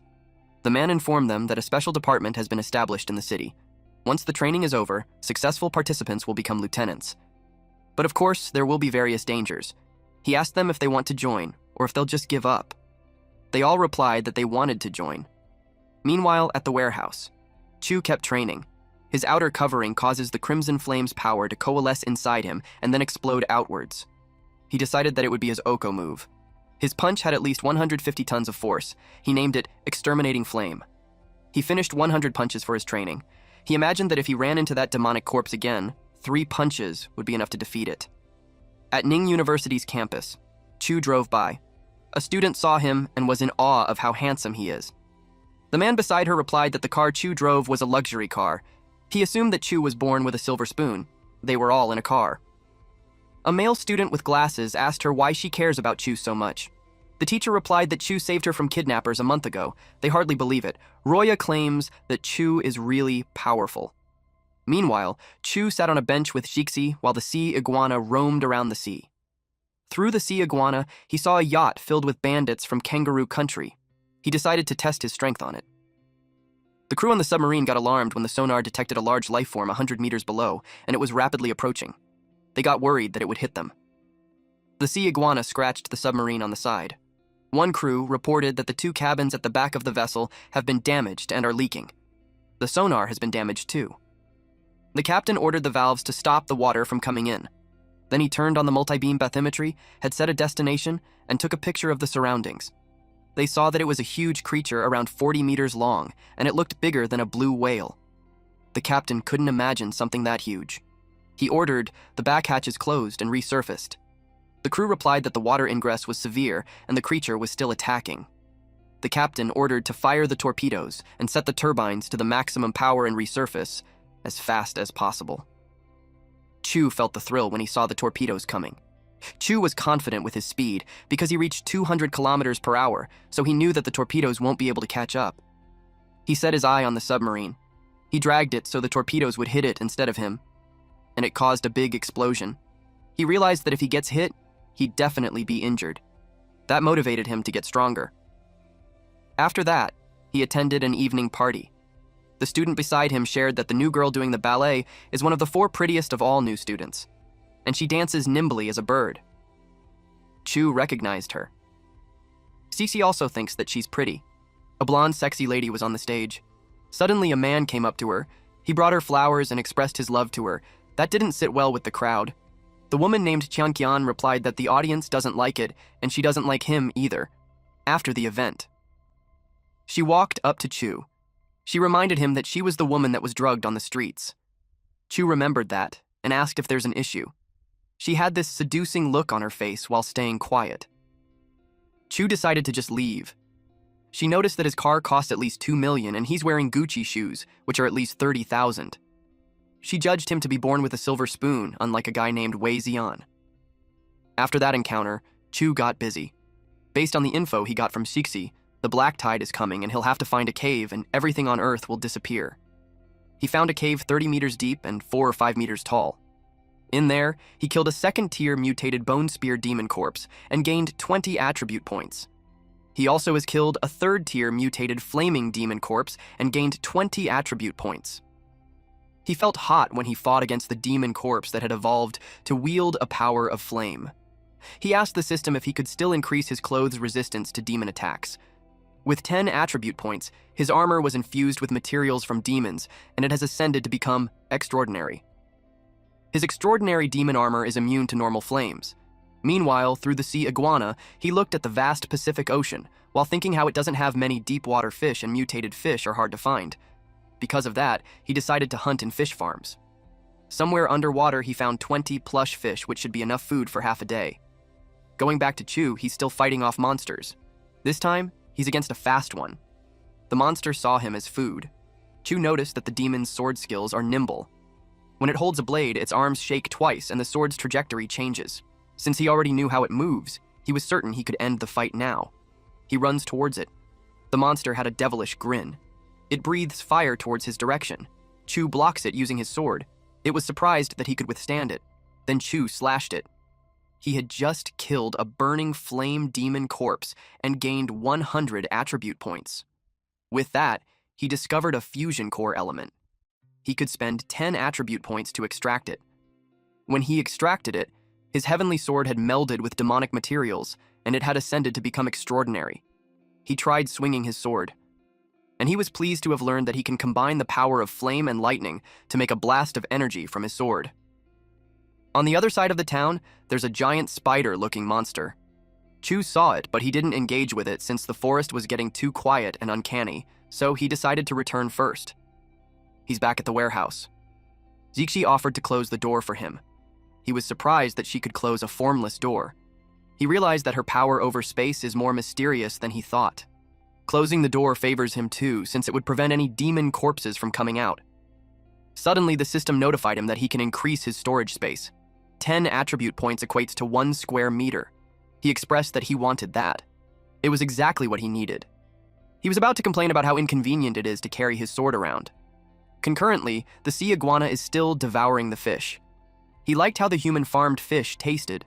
Chu realized that it had grown 5 or 6 meters long and had gained over 500 evolution points. Suddenly, a fishing boat came across a floating tuna on the water. The men found it strange because those tuna had enough oxygen. When they saw the blood, they realized that something happened to the tuna. They were surprised when they were suddenly attacked and the boat broke. Meanwhile, at the villa, Chu allocated the attribute points that he has. He used 40 attribute points to strengthen his Kui sense and 60 points to strengthen his spring kick. He also had broken through to the moon step. His Kui sense had increased from 100 meters to 500 meters, and the moon step allows him to stay in the air for quite some time. While he was combing Zixi's hair, he watched the news where it reported that a black fog had appeared in the city. It covers hundreds of kilometers of the city and has caused the disappearance of over 50 people. He immediately thought that it was similar to the black tide. With that happening, he knew that peace won't last much longer. Concurrently, at the sea of Aoding Island, there was a submarine, and inside it was the professor and a muscular man. The muscular man asked the professor how the research was going. The man replied that they have retrieved a special substance from the giant beast's body, and they even found how the beast heals itself.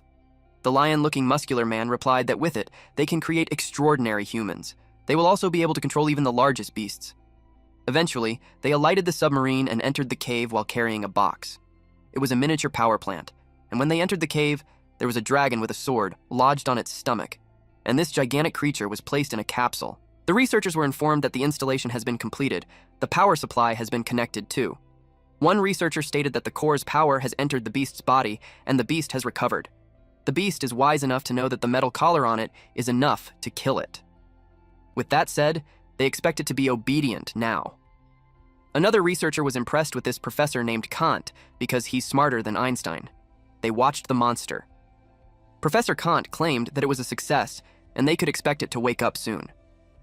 Chu saw that they were trying to resuscitate the giant beast. He judged that they should die instead. He stepped inside. The researchers paked when they saw the sea iguana that is like Godzilla. Professor Kant ordered it to shoot it. Then he called a researcher named Sugimoto and told him that they would head back to the submarine. The other men fired at it, but it had no effect. Professor Kant and Sugimoto ran towards the submarine. They were so terrified. The attack caused the dust to cover the area, and when it settled, they saw that the large creature was unharmed. They couldn't believe it since it's a 24mm armor, piercing round, and an exploding bullet. People use those weapons in civil wars. Chu realized that the humans were weak. He used an ultrasonic roar and killed those men through his flames. Meanwhile, Sugimoto rushed inside the submarine. Chu saw them running away. He breathes fire towards their direction. Then he checked the creature in the capsule. He had confirmed that it really resuscitated. He could feel its terrifying aura. He keeps his distance while he attacks it. He was about to release a lightning beam. The creature tried to beg him to stop, but he electrocuted it. With that, he discovered a damaged ancient reason. He still absorbed it. At a random cafe, Chu was on the couch when the system informed him that his clone had rested. He gained +5 evolution points and +0.5 on physique. He realized that he can just get stronger from resting after absorbing the damaged reason. Suddenly, he received a message. Changqian invited him for lunch. He told her that he'll pick her up at 11 tomorrow. After that, he went through the teleportation door and battled with a flying monster. He used a powerful sword that could even rip a tank to shreds. He had killed a 4th-tier demonic creature and gained 50 attribute points. He was slightly disappointed because he thought it was at least 5th tier. He used his senses and arrived at the location of a giant worm-like creature. He was caught off guard when it damaged his armor. Because of that, he allocated 50 attribute points to strengthening his armor. The ground shattered when he used a powerful force to leap high. He was about to swing his sword, but the creature had put up an energy wall. Eventually, he was able to slash it. He had killed a 6th-tier demonic creature and gained 200 attribute points. He allocated 100 points to strengthening his external QI, then another 100 points to strengthen his crimson flame. With that, the temperature on his flame increased from 3,000 to 10,000 degrees. The distance of his attacks also increased to 30 meters. He was pleased to know that he could take out 1 dragonfly with each strike. He checked his stats. Then, after that hunting session, he summarized what he can do. His external QI increases his power. He has Exterminating Flame for his Ohko move. He has Crimson Flame for long distance move, and his QI Sense for sensing around him. And he also has various demon-repelling armors and weapons. His next step is to train up Collapsing Punch, Sky Step, and his control over electricity and lightning. The next day. At the rooftop, there were 3 people gossiping. They saw Changqian and commented that even her couldn't withstand the allure of a fancy car. Changqian asked Chu what they would eat. She promised to treat him. He suggested having seafood. They arrived at the restaurant and he started ordering. She felt nervous because the order was over 70,000, while her budget was only 10,000. The price was already 3 months of her living expenses and allowance. She told him that she only has 10,000 and suggested that he lends her money and she'll pay it back later. Chu told her that there's no need for that since he'll cover the bill. She asked him if he opened a seafood company. On top of that, she hears that he doesn't come to school often because of his job. She told him that being a businessman suits him.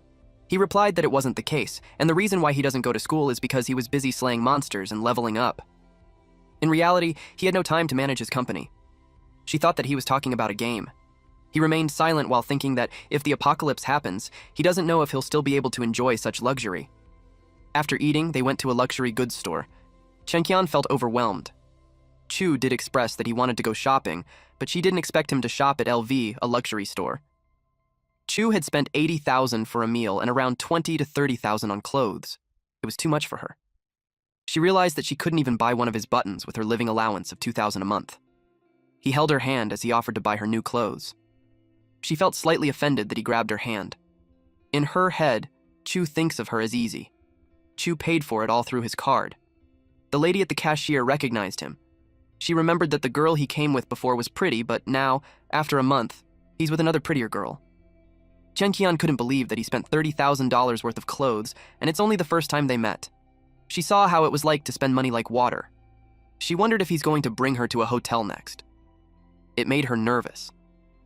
At the same time, at a nearby gym, a monster appeared. Chu had sensed it. He told Changqian that something came up, so he needed to send her back to school at once. She realized that she must have been overthinking. Chu could tell something was off, especially when a tear in space appeared nearby. Sometime later, he checked the gym. He realized that it was still the real world, and yet a polluting aura has appeared. He found the creature on a narrow path. It attacked him. But he blasted its head with a single kick.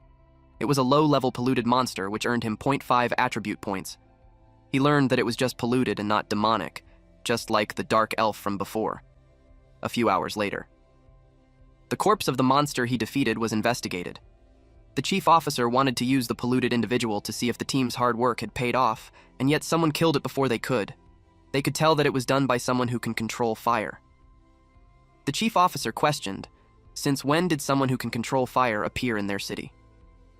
Chu watched the news where it was reported that an immense number of tears in space have appeared in their world. They could tell that the apocalypse is coming. Our MC learned that the 99-year apocalypse had arrived. In the past 20 years, over 500,000 citizens have died on that battlefield. He stated that those people had paid for 20 years of peace with their blood, and now they entered an era that belongs to ordinary people. He sent information about the apocalypse to his grandfather, but he doesn't think it's enough. He knew that if he wanted more information, he needed to go to the Special City Bureau. Meanwhile, the sea iguana battles with a larger sea creature. That creature could turn water into heavy water. But it was still useless to Chu. He electrocuted it. He could imagine the points that he'll be getting once he eats that sea creature. Concurrently, at the branch office of the Specialty Bureau, the students were chilling in a room. One of them stated that whoever killed that polluted monster yesterday was better than them. They speculated that it's a normal citizen who has awakened. The pink-haired woman thought of a familiar person who could do that. The chief officer entered the room and told them that someone had logged an evolved individual in the afternoon. He told them to take a look. It was Chu. He wore a black suit with blue lining. Roya remembered that it was the guy who's driving a luxury car in school. The pink-haired woman was happy to see him, and the chief officer finally found his suspect. He told Chu that if he wanted his evolution to be registered, he had to take a test. He showed him a machine that would measure his speed and power. Chu was okay with it. The machine that they will use can display up to 150,000 kilograms of force, so the chief officer encouraged him to hit it with all his might. The students wondered among themselves how strong Chu could be. Since he killed a polluted, they estimate him to be at least 3 stars. Roya thinks he would be at least 4, though. One guy doesn't believe her. The one with the glasses noticed that Chu was confident that he could break the equipment. A black-hair guy replied that it's such a joke because their captain has 5 stars and yet he's only 10,000. Chu punched it and garnered a score of 12,186 kilograms. He didn't mean to overdo it. The students now believe that he deserves 5 stars. The chief officer informed him that he had reached the standard of 5 stars. He can collect 50,000 wen at the Special City Bureau every month. If he's willing to join them, he'll be paid more, and he will be promoted to vice head. Chu refused the offer since he prefers to be independent. Then the Chief Guan asked him if he was the one who killed the polluted monster yesterday. He replied, yes. With him having the power over flame too, Guan expressed that he's too strong, almost the same as the awakened individuals he saw back in the day. And with his talent, he might be taken on by the fighting god Jiang as a disciple if he joins the Bureau. Chu realized that the fighting god Jiang is what humans see as the ceiling of possibility. To him, his priority is to keep his giant lizard a secret, and he also has ways to get stronger. With that, he declined the offer. After that, there was an N-City Special Bureau announcement that was made. They celebrated N-City's first evolved individual. Chu was classified as level 5, with extraordinary strength and blue-colored flame. He's the first among all evolved civilians. There were a lot of comments about it. Tianrui had read it and he immediately called Chu. He didn't expect it, and given their friendship, he requested him to take care of him in the future. Chu just laughed it off. After the news, even the classmates that he hadn't seen in years called to congratulate him. He had gotten so many calls already, but he enjoyed the feeling of being a god amongst men. After eating the giant whale, the giant lizard had become 90 meters long, and his physique increased by 1,800 points. His strength also increased from 29 tons to 70 tons, and with his armor, he knew he could take on an armor-piercing round. If he is compared to other evolved individuals, he would be at least level 7 or 8. Chu knew that a 7-star rating should be the max that any awakened individual can hit, and yet there's still a definite gap in power between that and the 10-star fighting gods. Chu could feel that in a peaceful world, even if his powers were to increase every day, if he doesn't have an equally strong opponent.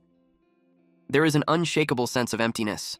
But everything had changed since the apocalypse had come, and horrifying monsters have stepped through space-time towards their world. And now, there are countless powerful awakened individuals, evolved individuals, and gods of war who would fight. That made our MC a little bit excited. Chu is aware that with the rate he's growing, he'll be able to stand shoulder to shoulder with those gods before long. He was even determined to surpass them and become an even more powerful being. But then, his phone rang.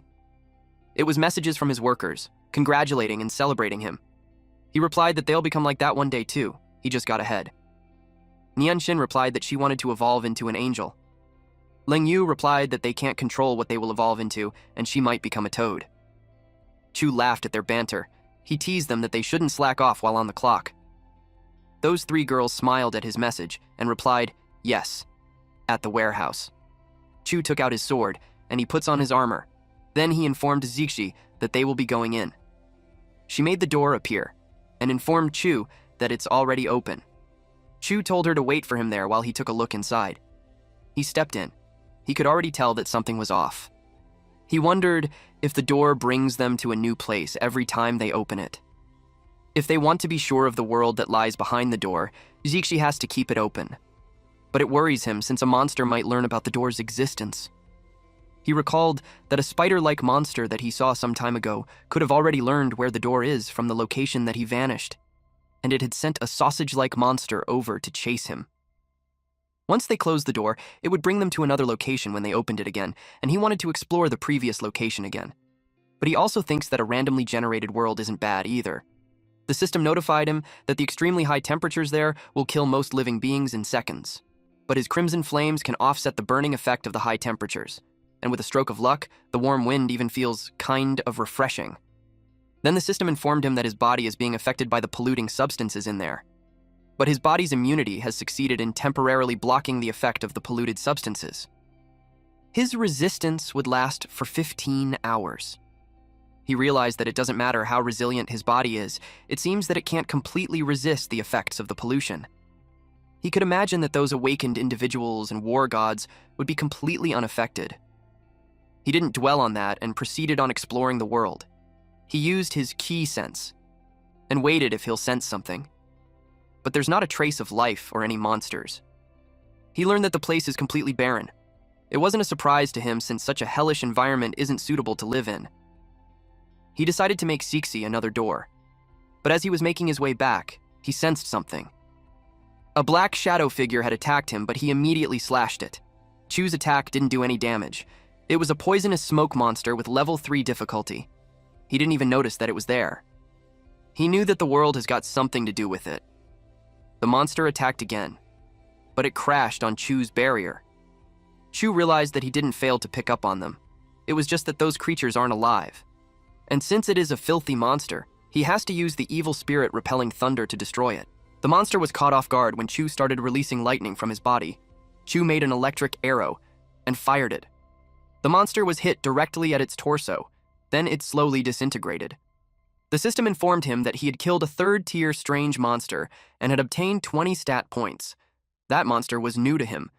He evaluated that it looked powerful, but its special ability wasn't a good match against physical attacks. He couldn't harm it using his sword. And since it was born out of lava, fire attacks were also useless. He felt lucky to have a talent that counters it. If not, it would have been extremely difficult for him. He saw something on his peripherals. He was surprised to learn that it was Zixi. He immediately ran to her and reminded her to wait at the door since it's dangerous there. Zixi expressed that she was worried for him since it's dangerous. Chu let it go as he realized that the world outside the door might not even be safe either.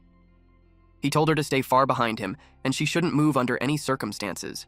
She agreed to it and made herself invisible. Chu was back in fighting mode. He used his Chui sense again, but there was nothing. Until the ground he's on caved in. He moved quickly.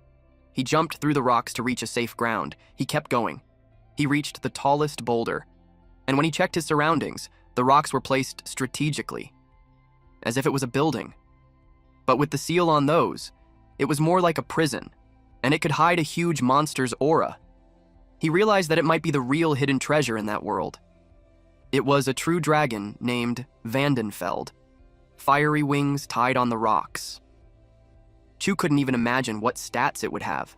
The dragon called him foolish for challenging him without even a care for their lives. The dragon told him that it's his world, and it decided to be merciful to the intruder by giving him two choices. One is he will be buried there, but of course there won't be any ash left to bury. And the other is that he would become his servant. And as long as he kneels and recognizes its power, he will live. Without hesitation, Chu replied that he doesn't want anything to do with him, except that he's interested in his bones. It angered the dragon. It started flapping its wings, and the monsters jumped out of the lava. Chu sensed them and commented that poisonous smoke monsters were impressive at first. Then he realized that if he agreed to be the dragon's servant, he would end up like that. The dragon ordered to kill him and pull his corpse into the river of lava. Chu watched them approach. Then he thought of something. He released lighting, and electrocuted them all. The dragon was confused that his servants were gone in an instant. Chu realized that having a black dragon as a pet would be interesting. He suggested that the dragon would be his servant instead. That made the dragon angry. It called him an idiot. The ground started to shatter. Chu gripped his sword. While the dragon roared loudly, he attacked using flash. He scratched the side of the neck of the dragon, and it bled. The dragon became so furious, and it vowed to send him to hell. Its breath turned into flames, and it unleashed a dragon's hellfire. Chu activated his crimson flame. That shielded him from the flames. Then he teased the dragon if that's all it can do. So Vandenfeld inhaled deeply. It told Chu to burn to ashes. Then it unleashed a powerful fire breath. The area was covered with smoke. The dragon boasted that in his world, no one has been able to withstand even a second of his hellfire. Within the smoke, Chu replied that he thought the dragon was actually powerful, but it was just an oversized hairdryer. The dragon was surprised to find him unscathed. He gathered energy in his mouth. Chu charged towards it and smacked its jaw. The dragon released the fire towards his direction. Chu was back on the ground. He told the dragon that he has an extraordinary power over flame and the power of a monster emperor's armor, so he's well protected against fire. He could easily ignore the heat from the dragon. The dragon realized that he was immune to his fire. He finds it interesting. It decided to attack using its teeth. It tried to eat him, but Chu evaded the attack. Then, he landed on the dragon's back and pierced it with his sword. Then he released lightning. But unexpectedly, his sword got stuck. That got our MC to think something out. He forcefully took it out. Then he jumped down from the dragon. He noticed that it changed its color to red. The dragon told him that his efforts were useless. Chu opened his armament. He's showing the little move he learned from Fiery Wing's bloody explosion. His body slightly transformed. The dragon was even more annoyed now that he dared to steal his power. Chu attacked, and with one swing of his sword he cut the dragon, and its head tumbled. The system notified him that he had killed a 5th-tier dragon-type demon and obtained 1,000 stat points. With that, their game was over. Cixi disabled her invisibility. She expressed that Chu was so powerful that the dragon ended up dead. Chu realized that it's the effect of having 4,000 stat in his physique. He admitted that it was too powerful, that it was already scary, and he only even used 10% of his QE. He expects his natural recovery to cancel that out. His slight transformation was undone. He called his new skill Bloody Explosion Type 1. Chu started seeing the important parts of the dragon like the scales, teeth, flesh, even the lava-like blood can all be an extraordinary material. He estimated that the head alone would be worth at least 100 million to the government. But there was just one issue. There was no way for him to explain how he got the head. If he says he killed it alone, it would expose him to be a powerful person worthy of 6th or 7th tier. He helped Cixi come down from the dragon's head. Chu decided to keep the head for now. He had exchanged 200 attributes for storage space. The dragon head has been stored. He used 400 attribute points to strengthen his intuition so he could see more between the lines. The system notified him that he successfully strengthened his intuition, and he had obtained a high-level intuition. The aura of the monster cannot be hidden from him, and inanimate objects can also be detected. Then he spent 400 attribute points to strengthen the intimidation of his armor. That was successful too. He was happy about it. His body exudes power. The system notified him that he had awakened King's intimidation. There was a rumor that it can cause a person to tremble in fear, and even a mere eye contact can render them completely powerless. Our MC just gained the power to use the Conqueror's Haki. He sighed, and made the aura disappear. He planned to use that to clear out the fishes. Meanwhile, at our country's long-distance fishing ship, the crew on board were happy that something got on the hook. They pulled out a net and saw that they caught some fish, but it was odd how few there were. But it didn't matter as long as it's alive. Suddenly, they saw something. It seemed like there's something on the sea. A portion of the sea had lightning. Then it exploded, launching a school of fish into the air. It was raining fish, and the fishermen were so happy. The giant lizard ate some of it. Then it dove deep under the sea. Chu realized that the king's intimidation made the lizard's oppression even stronger. Nothing could move in its area of effect. There was a crackling sound when he emits lightning. He combined his flames and electricity to fly. Humans had always yearned for the skies, and as long as he combines the power of electricity and fire, he can be free of gravity's confines. He soared into the sky. While he was roaming around, he saw something. There was infrastructure up ahead. His intuition tells him that there are unexplored places in the world. He could tell that even the dragon who ruled that world was oblivious of other places' existence. Firewing is only the magic dragon that has been imprisoned there, but he could tell that there's a higher power that is trying to imprison it. He decided to check on what's going on. He arrived at the ruins of the Kingdom of Giants. There were carvings on the walls. Chu learned that there used to be a dragon civilization there. He got curious on what they were worshipping. Then he saw the door. He could tell it was extremely dangerous, but the only way for him to learn everything is going into it. When he entered, the path was lined with statues of dragons. Fiery Wing, the dragon that he killed, has a statue in there too. The system notified him that the pollution in the area has strengthened. He was temporarily immune to the pollution due to his strong physique. But in 3 hours, his physique will be weakened and he will be affected by the pollution. His intuition was right that something strange was in the temple. It hasn't even shown its true self, and yet it's already causing so much pollution. He yelled at it to stop hiding because he knew it was there. His voice echoed, and that caught him off guard. And then something moved so fast that it only left a trail of light. It attacked him, but he was able to deflect its attack using his sword. He asked who it was. When it revealed itself, it was a human body with 4 arms, and it was faceless. It spoke that a venerable one had awakened. The creature's face was pitch black with a single red eye mark on it. It looked so creepy that Chu was left speechless. Then, the creature stretched out its hand and uttered one word, eternity. Chu immediately felt something was wrong. He stabbed his sword into the ground, forming a barrier to block the incoming attack. That's when it hit him. He wasn't just facing a 6th-tier monster. He was sure. This was a 7th-tier monster. The creature demanded that he worship and surrender. A powerful force began pulling him down, trying to force him to kneel. But that triggered something in Chu. With a loud roar, he pushed back using his full strength. The ground shook as debris flew in every direction. An explosion erupted from the pressure. Our MC suddenly transformed. He vowed to kill the monster. The monster watched coldly, then unleashed a skill called Blood Explosion, Form 1. Chunks of debris flew toward our MC. Chu slashed them all down with lightning speed. Not a single one touched him. His movements were sharp, fast, and precise. Then he spun his sword in a blur, blocking a barrage of rocks. In a flash, he moved again and countered. With blinding speed, he sliced through the monster's limbs. Then he landed on the ground, thinking it was over. But to his shock, the monster reappeared behind him, placing 2 fingers at the back of his head. It sneered and called him a disgusting ant. A massive explosion followed. The area was swallowed by smoke and chaos, but then, the monster was stunned. Chu appeared right in front of him.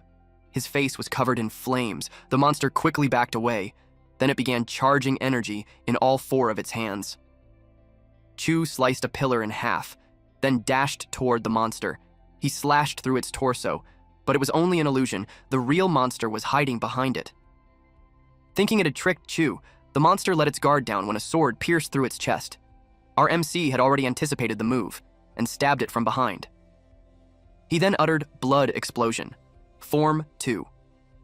The monster then grabbed his arm and called him arrogant. Then it triggered an explosion. Chu's sword pierced the ground. He realized it was only slowing him down, so he chose to fight with his bare hands. Excited, he charged in again. The monster created a protective barrier, but Chu didn't care. He just punched right through it. The whole area exploded. The monster crashed on the ground. Just right after that, it was blasted away. A crack formed on its face. Chu ran towards it at the speed of light. He came close to its head. Then he grabbed it and pushed it down to the ground. The impact shattered the area, and dust scattered everywhere. Little did he know, the monster was behind him, and it had set its eyes on him. It used the skill entrap. Chu turned around when he sensed it, but the ground beneath him shattered. Then chains were wrapped around him. It restricted his movement. The system informed him that the dragon sealing formation can absorb the energy of the item it has sealed and use it to strengthen itself. The monster told him that the more he tries, the harder it will be to escape his binds. Chu asked if that is how he bound the dragons. Chu yanked at the chains and expressed that it's a pity that it wasn't quite good enough to seal him. Our boy concentrated and focused his energy. He pulled the chains while stating that he's different from those dumb dragons. He eventually broke free. His body exudes flames. He told the monster to listen. Then he told it his name. My name is Chen Chu! The monster watched him. Chu stood tall while the monster floated in the air. Our boy then took a step. The force from his body made the ground shatter. Flames wrapped around his leg. Then he disappeared. He floated in the sky too, and got ready to punch the monster. He approaches it quickly, but when his fist was about to land, the monster ducked. He chased after it, and this time, his punch landed, causing it to be blasted away. He electrocuted it too, causing its limbs to tear. The monster was falling. Chu rushed towards it and gave it a powerful punch. It hit the ground with a powerful impact. The dust slowly settled. The monster stared at Chu, who was looming over it. He made a hole in its chest when he took its heart because he wanted its power. The system notified him that the crimson flame had ascended to become glass crimson flame. Also, lightning has ascended to become a swift thunderstorm. He also obtained a dragon sealing talisman.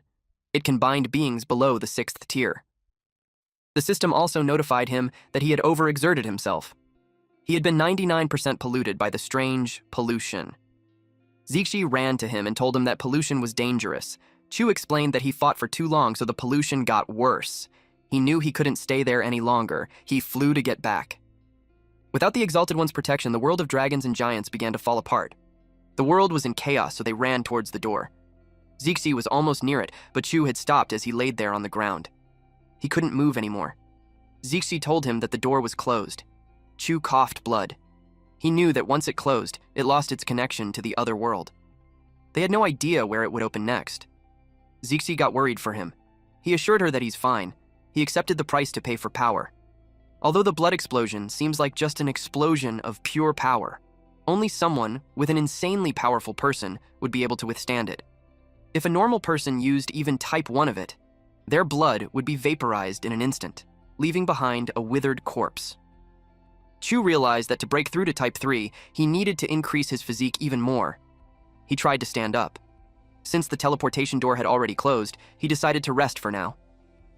Meanwhile, at the ruins of the palace in the land of giants, the monster's corpse lay motionless in a crater. Judging by the damage, there was no way it should have survived.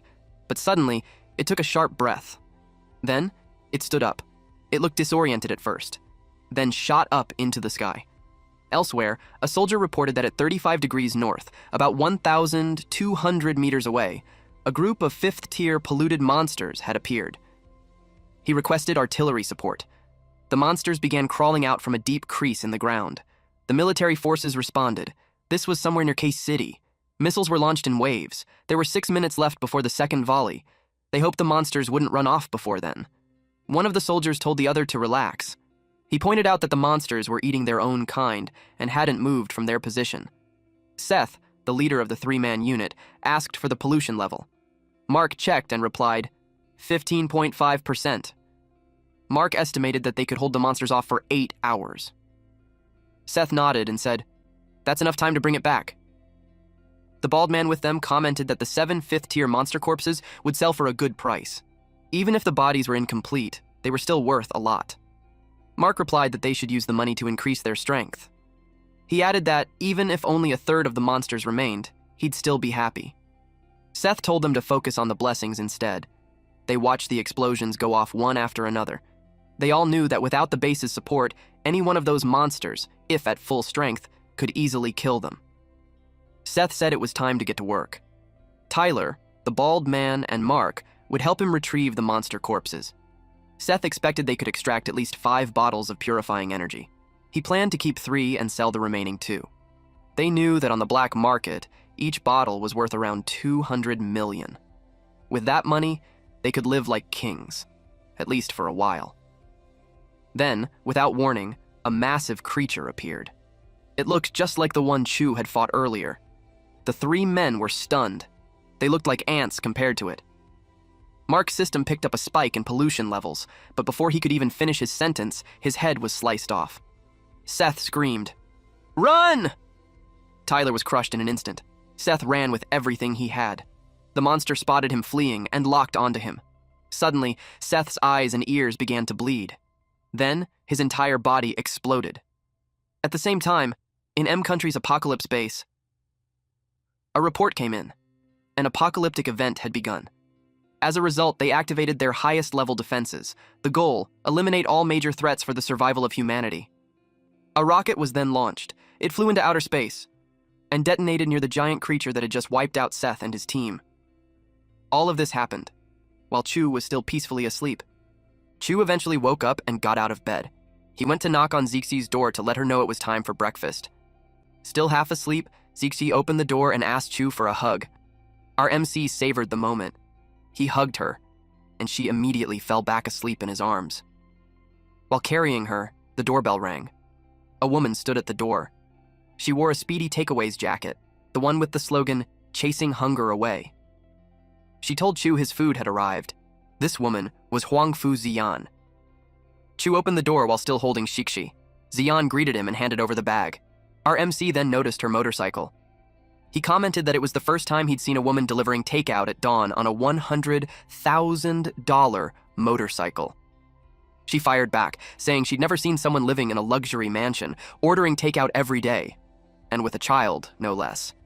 Chu felt like she knew him a little too well, and gave off a dangerous aura. She dropped the bag in surprise. A chill ran down her spine when she realized who he was, the first person of the new generation of evolved beings. She suddenly got very excited about meeting him in person. Chu found her behavior strange and asked what she was doing here. She unzipped her jacket and confidently said she was there to pursue him. Chu was stunned. He was speechless as she repeated that her plan was to pursue him. She headed back to her bike, but before leaving, she told him to remember her name and mentioned she lived nearby. She promised to see him again on his next order. After she left, Tianru arrived with some news. Chu replied that the Special Investigation Bureau always rushes in when pollution starts spreading. Tianru disagreed, saying they couldn't compare to Chu because Chu answers to no one. That, he explained, is exactly why people are trying to figure out whose side Chu is on. Chu asked what he meant. Tianru realized Chu hadn't heard the latest news. He explained that as of yesterday, most of the properties near the mountain had changed hands. Chu had become so well known that the land value tripled. Now, all the rich people in the city were fighting to move closer to him. They claimed they wanted his help, but in truth, they were after his resources. Tianru knew that Chu could have anything: money, influence, women. As long as he was willing to help when the monsters arrived, Chu gave it some thought. Tianru didn't blame the rich folks. After all, they were just businessmen. They simply wanted to invite Chu for a meal, which was why Tianru came to see him. Chu agreed to the invitation. Tianru was pleased. He reminded Chu to stick to his word and told him they'd meet at Lin Shu's Supreme Hotel that afternoon. Then Tianru remembered Ziyan, the girl from earlier. He asked Chu if he knew her. Chu replied casually, saying she suddenly showed up and said she was going to pursue him. Tianru chuckled. He knew she could be a bit much. She was young and bold, and when she wanted something, she went after it without hesitation. Still, he warned Chu to be careful. Her backer is Huang Futai, the richest man in N City. News spread across the world. It was about the worsening global pollution. Z country had deployed its most advanced equipment to reduce pollution levels. For now, peace and order had been restored. Other headlines followed. Y village had been invaded by monsters and polluted. Hundreds were killed in the attack. In our country, a temple was polluted by the vengeful spirit of a woman who had been buried alive by monks. She turned into a terrifying monster and killed 20 people. There was also a report that Z country had begun addressing the apocalyptic event from 20 years ago. They had developed a perfect defense system and stockpiled essential resources. Because of this, Z country has officially become the safest city in the world. With global tension rising, countless wealthy individuals were flocking to Z country, but many got stuck at the border due to overcrowding. A black market even emerged, selling so-called calamity-avoiding contracts. At Ningcheng University, Qianqian was busy practicing her foreign language skills. One of Qianqian's classmates asked her why they were still putting so much effort into studying when the apocalypse might be right around the corner. The girl wondered aloud if she'd even get a chance to work for a multinational company after graduation, or if she'd end up just being a translator.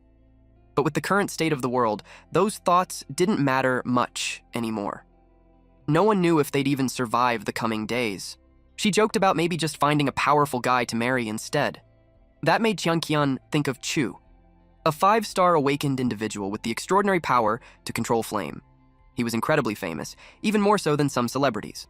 Online discussions about him could fill thousands of pages, although he also had plenty of haters. Her friend turned to her and asked, So, what's going on between you two? She even teased, asking if they had slept together. Chenqian's face turned red. Chu was powerful, gifted, and good-looking, the total package. There was nothing to complain about. At school, they had pretended to be in a relationship.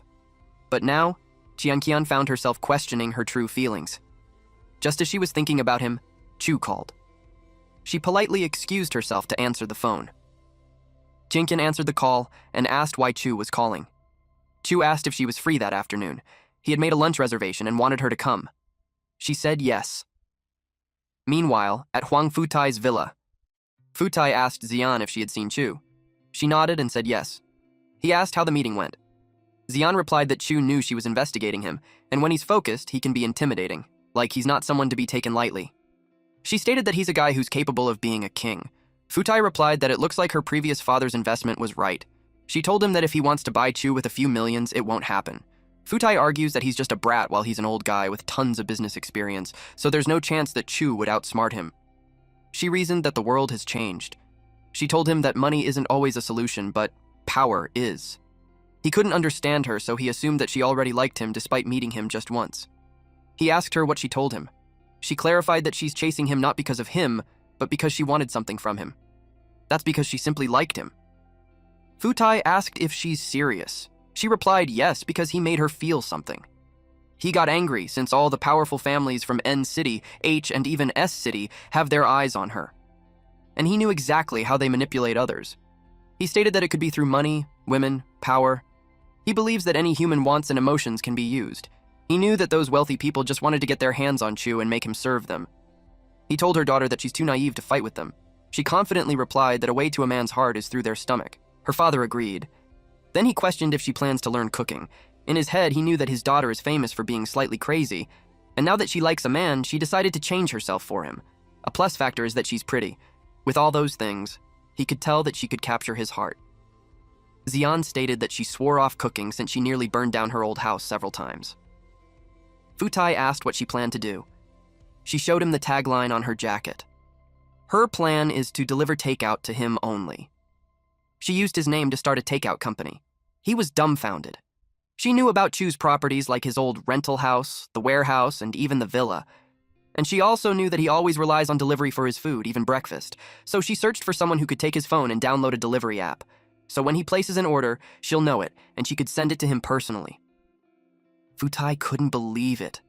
This ridiculous idea was giving him a heart attack, while she's confident that Chu would be soon touched by her sincerity. Back to our MC, Chu drove his car. He went to the west gate of Ning University. His car caught the attention of the people. They wished that they were the one being picked up, but it was Qian. He told her to get on. Some students at a distance looked at him with envy. One male student commented that they looked like trash when beside him. His friend told him not to let someone's ambition affect him, especially when they are all evolved, so he's certain that their group will be able to catch up to them. He believes that Chu was just ahead of them. And the department head even said that the three of them are the cream of the crop selected from the million people in N City. He added that Chu just got lucky. Lunzi, their other friend, was distracted. He blushed as he looked at the pretty girls. He was smacked at the back of his head while being told not to get distracted. Then the guy added that Chu was arrogant and the girls kept flocking to him. So, what's important for them at that moment was to get stronger. Linzu asked if they shouldn't tell Roya what they just saw. He's worried since Chu looks like he's got a girlfriend now. His friend knew he liked Roya, and Roya liked Chu. The student cheered for his friend by saying that he can fight fairly, and if he doesn't win, at least he'll be a true man. He added that talking people behind their back is not what a hero would do. Meanwhile, Chu drove fast. Qian brought up the topic about the second apocalypse in 2 weeks. She asked him if he'll do anything about the monsters when the Special Tasks Bureau isn't able to handle them. He asked why she would suddenly ask that. She replied that there are a lot of people criticizing him on the internet saying that he's a coward. He asked if it's because he didn't join the Special Tasks Bureau. She told him that people say that he didn't join the Bureau because he couldn't face the monsters that will appear in 2 weeks. Chu replied that he's the first student in the country to have evolved, and naturally, there would be people who didn't like him. He admits that the crown of glory is heavy. She asked if there happens to be a monster powerful enough to turn the world upside down, and the Special Task Bureau becomes short-staffed, if he'd help them. He confidently replied that he will stand on the front lines with no hesitation. He explained that he didn't join the Bureau because he didn't want to be constrained by red tape. He didn't like reporting and being limited. Chungkyun realized that the person she liked isn't a coward. They arrived at the hotel. Chu introduced himself. Chungkyun was surprised to see the billionaires from top companies. A middle-aged man welcomed Chu. He stated that his useless son had already updated Chu on the situation. He replied that he knew the gist of it. Lee Cheng-hong immediately talked about business. They wanted to ensure their security during the upcoming apocalypse, and they have decided to form a security council and would like to invite him as a chair. He explained that the security council was meant to protect them and ensure that the villas around the hill will not be damaged by polluted monsters. He added that since they are being protected, it is only natural that they would pay him 100 million a month. Chungkyun was surprised with that amount. Chu replied that it doesn't sound bad at all. But he wanted that to be the price for each billionaire in the villas. He also wanted them to take charge of collecting the money from 30-plus billionaires living there. He's aware that if that amount was split up, one family would only need to cough up $1 million. But he's also aware that if those families joined the council, they would be charged with the joining fee too. He estimated it to be around 10 million or 100. Thus, those billionaires were making it a profitable business. Futai straight up asks him if he means to say that it's not enough payment. Chu said that during peaceful times, rich people stick together, use money to fix problems, and act superior. And now that the apocalypse has brought them off their horses in an instant, everyone is equally threatened by polluted monsters. He said there's no more difference between the rich and the poor, and that upsets those who spent their lives earning millions. He expressed that he understands them the best. Chung-hong explained that they only did that because a tear in space occurred a few nights ago, and the Bureau had to use nuclear weapons to drive the monsters back. If Chu agrees, he promised him 200 million. He expressed that the old folks just wanted to be able to sleep peacefully at night. Futai brought up the topic that Chung-hong's son is in the Special Tasks Bureau, so he's the most familiar with the efficiency of those slackers. He stated that if those guys are reliable, they wouldn't have that meeting. Futai offered Chu 300 million a month. As long as Chu agrees, he'd immediately send that to him straight from his pocket. Chu replied that money will become useless paper. He told them that after a few attacks, their cash will be reduced to a mere fire started. He demonstrated by burning the bill he's holding. They panicked when they heard that. They asked him what if he means that in 2 weeks, money would become useless. Chung-hong couldn't believe it because the officials said that the apocalypse was just a normal level.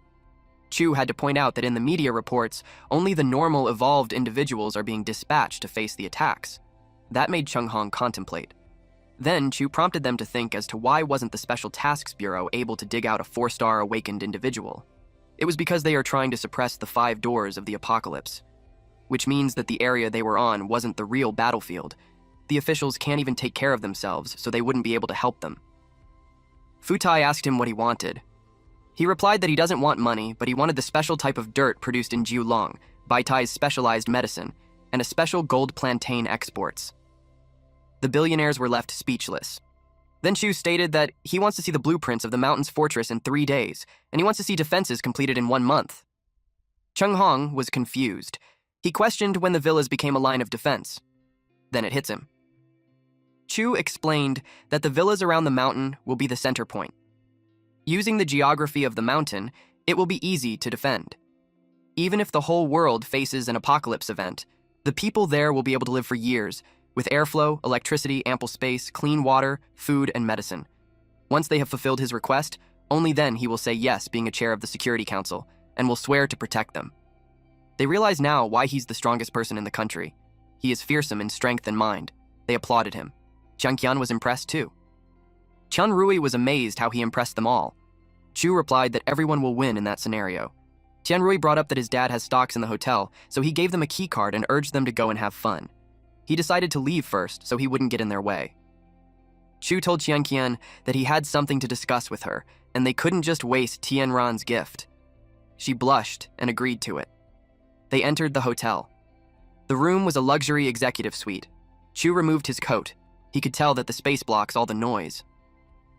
It has been shielded and signals can't leave there, nor could he be spied on. Chungkyun said that they're too fast. Chu pats her head and asks her to be his girlfriend. He emits a bit of his power through his finger. He was cautious in controlling her energy because she's a normal person. After all, he's an extraordinary human with 4,000 or 5,000 physiques. He had her lay down. He's careful because the slightest carelessness will smash her body to bits.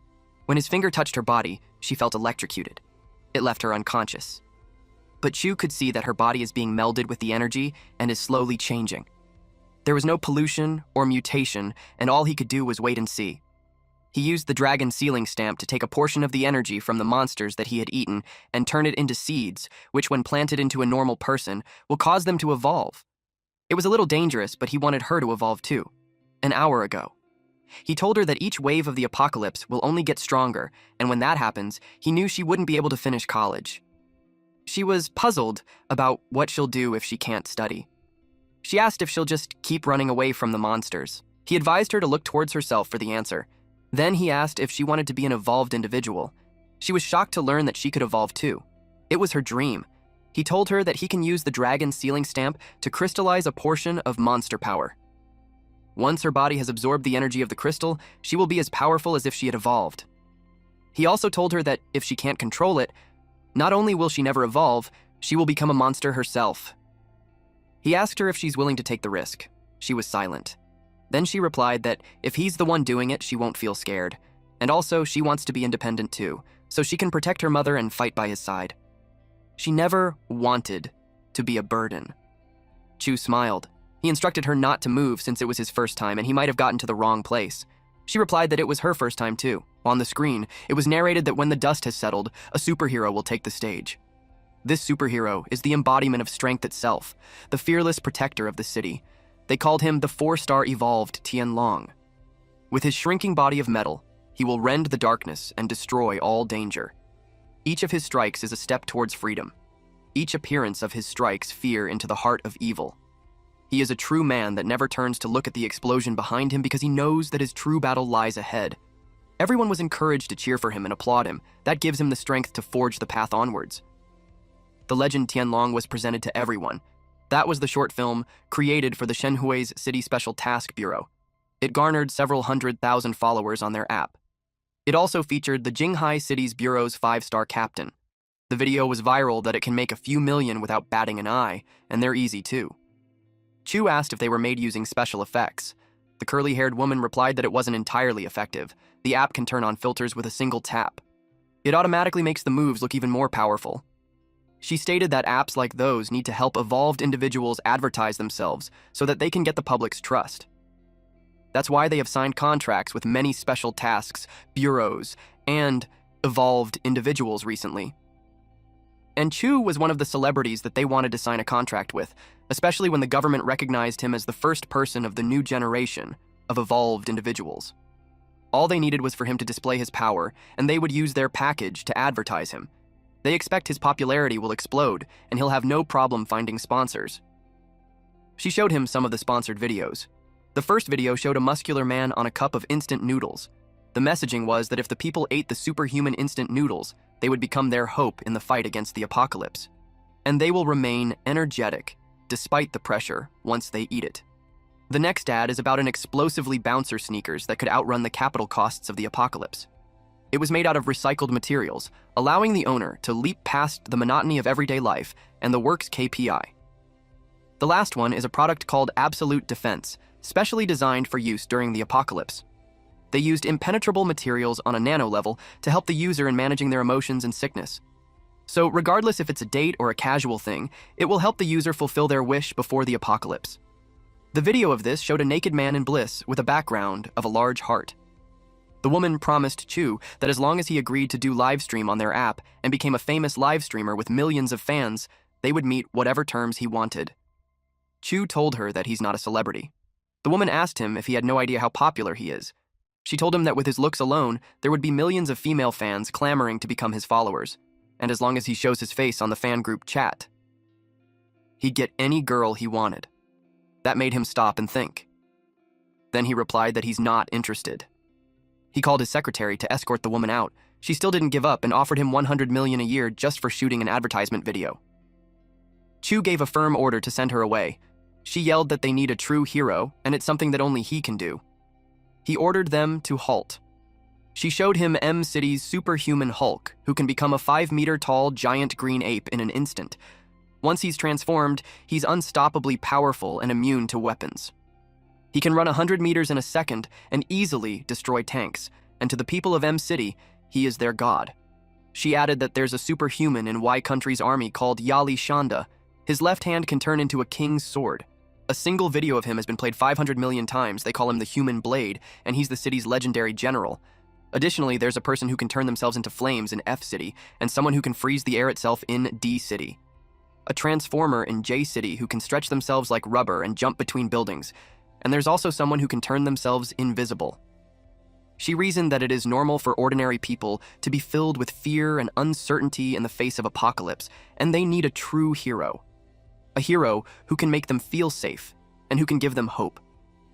She uttered that those heroes had become a symbol of their countries, and they needed something like that too.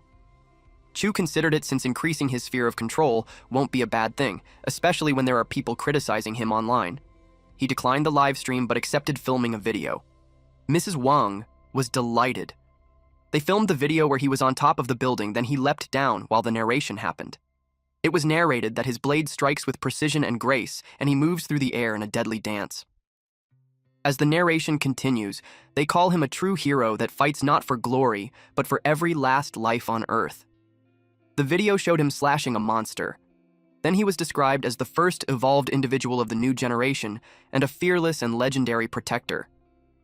In the N City's Special Tasks Bureau. Those 4 men in the room watched Chu's video, and one of them got offended thinking that it was something like an apocalypse game made to toy with them.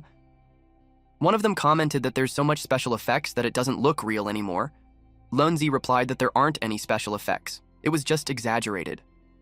Guan thinks that it's because Chu is more powerful than 5 stars, and he evolved to awaken. He could tell that the gap between them is getting wider, at a shrine somewhere. The monks greeted the great Tengu. The Tengu came out of the portal. He was followed by a woman. The woman is named Izanami. The monks were flustered, but they also greeted her. She asked them if they had discovered the cubs of the ancient beast. The monk leader replied that the giant beast was near R City's sea, but it was M City who first discovered it. He explained that according to national law, the resources from such a beast should belong to all of mankind, but the one who has discovered it was prioritized. In the end, they could only get 30% of the resources. She doesn't believe in international law and suggested that if they were to kill it first, then all of its resources would be controlled by them. In another setting, a submarine traverses the ocean. Divers went out. It was M County's Poseidon Assault Team. They saw huge footprints on the seabed. They were shocked when they found the whale monster with a 20-meter-long skull. It was gigantic. Then their machine read that there's 46 SV radiation, and the source of it came from deep inside the cave. Little did they know our boy's Godzilla was there lurking. One of the divers got spooked. He asked the others if they heard it. Then his machine beeped again. The man got nervous when it felt strange. The radiation count kept increasing. It eventually reached 1,000 sieverts. They knew there's no way it would go that high unless they are near a nuclear waste site. Chu's giant lizard saw them. The radiation increased to 1,500. A man asked what that creature in front of them was. Meanwhile, at Fun City's haunted house, the chief officer scolded the staff after finding out that someone had disappeared, and they didn't immediately file a police report. The staff replied that he just thought that a tourist had just gotten lost. It hadn't been 24 hours since he sent some people to search nearby. He got nervous with the chief's threatening aura. The chief concluded that the man was afraid that it would affect his business. The man was speechless. The chief pointed out that there are 3 people who disappeared in the evening, plus 1 yesterday and the day before that. In total, 5 people were swallowed up by the haunted house. He told them that the Special Task Bureau will handle it. A few moments later, one of them detected pollution, but strangely it was gone before they entered the haunted house. Their captain replied that it's likely because they are dealing with a strange monster, so it absorbed all the polluted energy within its domain. One of them questioned if the themed room is on the map that the director gave them. Talismans flew around. Out of nowhere, a woman appeared, upside down, right in front of their face. The scared man hit it with a stick. It was just a doll, and it broke. The black-haired woman teased him. He admitted that he thought it was just an actual ghost. Their captain saw that the source of pollution was getting closer. Unexpectedly, something exploded behind them. Lunzi defended them from a chainsaw attack of a large man. The attacker stepped back. Their captain recognized that it was a 3-star strange monster, which had its attacks and defenses strengthened. Plus, it has extreme regeneration abilities too. He was about to say its weakness, but one of his teammates jumped ahead and attacked it. He thinks he's an idiot. Then he yelled at him that it was the head. The guy got distracted. He knew he fucked up. He reiterated that the weak point is the head. At this point, the stick was stuck at the chest of the attacker. Someone took out a gun and shot it on the head. It was the black-haired woman. She expressed her disappointment that it was killed by a single shot. The guy took out his stick weapon while pouting. Then he reasoned that he restricted its movements, that's why she could shoot it. The captain made them settle down by emphasizing that they are a team, and it was great that everyone worked together. Lunzi ordered them to check the perimeter. He suggested that if there are no other sources of pollution, they should go back to report to the captain. When they met the chief, they all looked ashamed and sad. The chief pointed out that there's a fatal flaw in the way they work together. He scolded Dan Hao for acting without waiting for their leader, Li Zongwen's instructions. He asked if he thinks he's smarter than the leader. Hao felt bad, and he replied, no. Then the chief scolded Zongwen, since he handled scheduling and reconnaissance well, but he just sits and watches when danger comes. He reminded him that he's part of the team first, before he's a leader. Zongwen apologized and admitted that he should have provided more assistance. He admits that if he only stays on the sidelines, he'd be sacrificing the lives of his team. The next one who was called was Peng Lun. He was asked who he should protect with his shield. He replied that it should be his teammates. Then the chief asked him if Roya is his only teammate. Then the chief reminded him that in a fight, no one cares about his personal feelings and that he must protect every single teammate. Next up was Roya, whom the chief called careless since she doesn't have a sense of danger. While the black-haired woman was scolded for firing without even thinking when her teammate was in close combat with a monster, he questioned them on where the courage came from. He told them that it isn't a game and one small mistake, and they will all die. He lectured them that everyone has to take responsibility for their teammates, so they will all be able to leave alive. Once he was done with scolding, he admits that their second mission could have been worse. He knew that with their current strength, they are capable of handling ordinary 4-star monsters. With that, he revealed to them a military secret, and they aren't supposed to leak it. He told them about it, and they were all surprised to hear about apocalypse-level monsters. He shared to them that M City lost over 17,000 evolved individuals in a night. The authorities had to use nuclear weapons, and even then, they barely managed to chase away the monster. According to what he heard, there were no monster corpses found in the rubble, and they just wrote in the report that the monster retreated. It was shocking news that after using nuclear bombs, the monster still wasn't killed. Chief Guan shared that 17 apocalypse doors were affected to varying extents. Along with the changes in the waves of space and time, the apocalypse in 10+ days will be far worse than they expected. He told them that it would be difficult for the team to defeat the strengthened monsters. Roya asked how they could get stronger. She wondered if there was special training. Since they don't have the luxury of time, the Special Tasks Bureau had disseminated spiritual crystals. He expected them to know what it meant. Hao got excited since it can awaken a person's latent potential and allow their abilities to grow even faster. The team was selected to use the crystals to get stronger. He told them that everyone had to ascend past 4 stars in the next 10 days for the future of humanity. Zongwen promised not to let everyone down. Meanwhile, Chu was at the seaside checking his status. His physique is at 9,535 and spirit at 1,298. He has the following abilities: Armament Domineering, Sensory Domineering, and Overlord Domineering. His talents are Flying Fists, Slice, Fighting Feet, Moonstep, and the passive ones are Mighty Thunder and Flowing Flame. The weapons are Heavenly Swords and Demon King's Armor. His clone, Ancient Sword Lizard, had evolved thrice already. With the rate of the sword lizards hunting for food in the North Seas fish farms, Chu expected it to evolve for the 4th time in a few days. After that, he'll only have to worry about Qianqian's evolutionary progress. At that moment, Qianqian was on the verge of tears. She was dreaming of a scary place. The whole area was illuminated with a red glow, and 2 tornadoes were in front of her. The tornado formed into a misty black dragon with red eyes. It opened its mouth. She yelled at it to stay away. She's scared that it might eat her. She suddenly woke up while screaming. She looked exhausted. She didn't notice that Chu was there until he asked how she's feeling. She asked him what he meant. Chu threw a cup at her. She tried to catch it, but it broke on her hand. She was surprised by it. Chu asked her how it feels to have evolved. She was confused. Chu explained that 1-star evolved individual can hit with 500 kilograms of force and move at 15 meters per second. He congratulated her for evolving. Qianqian noticed that she's stronger. She couldn't believe that she had really evolved. Becoming an evolver has become the dream of countless people around the world. On the black market, a low-grade evolution inducer has become a covered item. Its price has soared to an astonishing over 50 million US dollars. However, using such a low-quality inducer comes with tremendous risk. The slightest mistake can turn the user into a terrifying mutated creature. Many ordinary people eager to evolve are forced to be bound in chains. In extreme conditions, family members stand by with guns during artificial evolution procedures. Once the body destabilizes, the resulting death is gruesome beyond words. Even so, countless people willingly take the risk of mutating and stepping onto the path of evolution without hesitation. As doomsday approaches, the era of universal evolution has arrived. At the open sea in Iocho Island, Izanami, along with other godlike creatures, floated above the area. She ordered Ebisu to open a path. Ebisu followed her instruction. He flew downwards and dove into the sea. While underwater, a golden orb of light surrounds him. He went so fast that he looked like a shooting star. Everyone else was able to follow him. They entered a cave where corpses are everywhere. They felt an ominous presence. Benton rushed towards Izanami's side. She noticed that the beast will unleash a king's aura. She instructed everyone not to look at it in the eyes.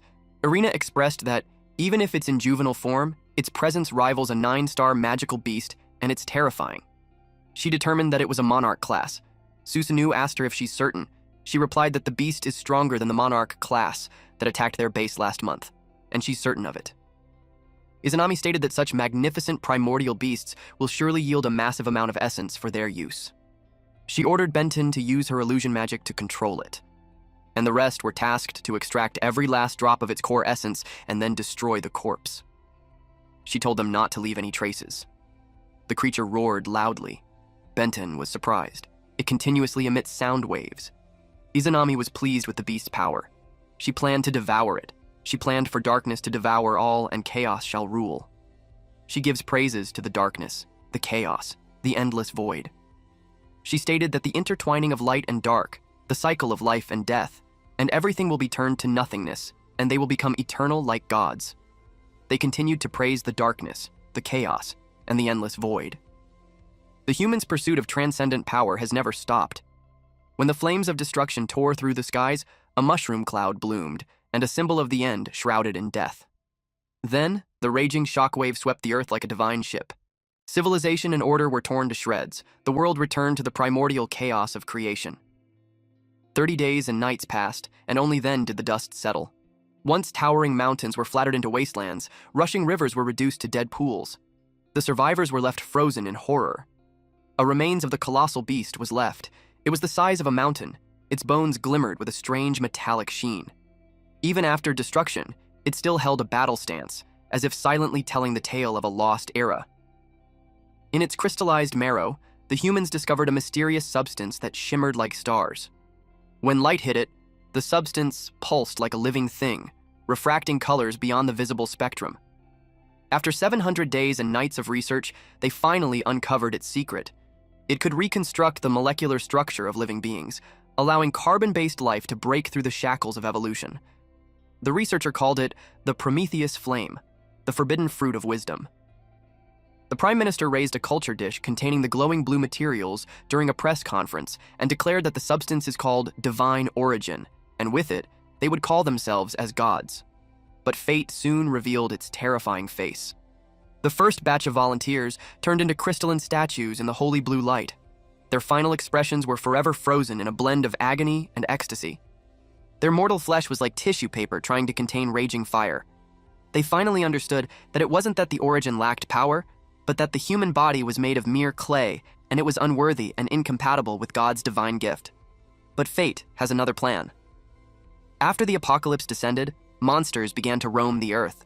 They were surprised to find survivors who had previously come in contact with the origin's substance, and some humans even discovered they could evolve by absorbing the monster's corruption.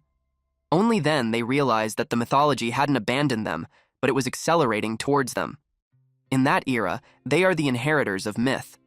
They continue to evolve, becoming stronger, until, one day, they can reach the realm of gods. Izanami believes they would become gods. They praised the gods. To their surprise, an unfamiliar voice joined them. She asked who was there. Chu showed up, landing on top of our good boy Godzilla. And since these weirdos were praising God, our MC told them, I am Chen Chu, and you guys should praise me. Izanami immediately instructed Inari to analyze his information.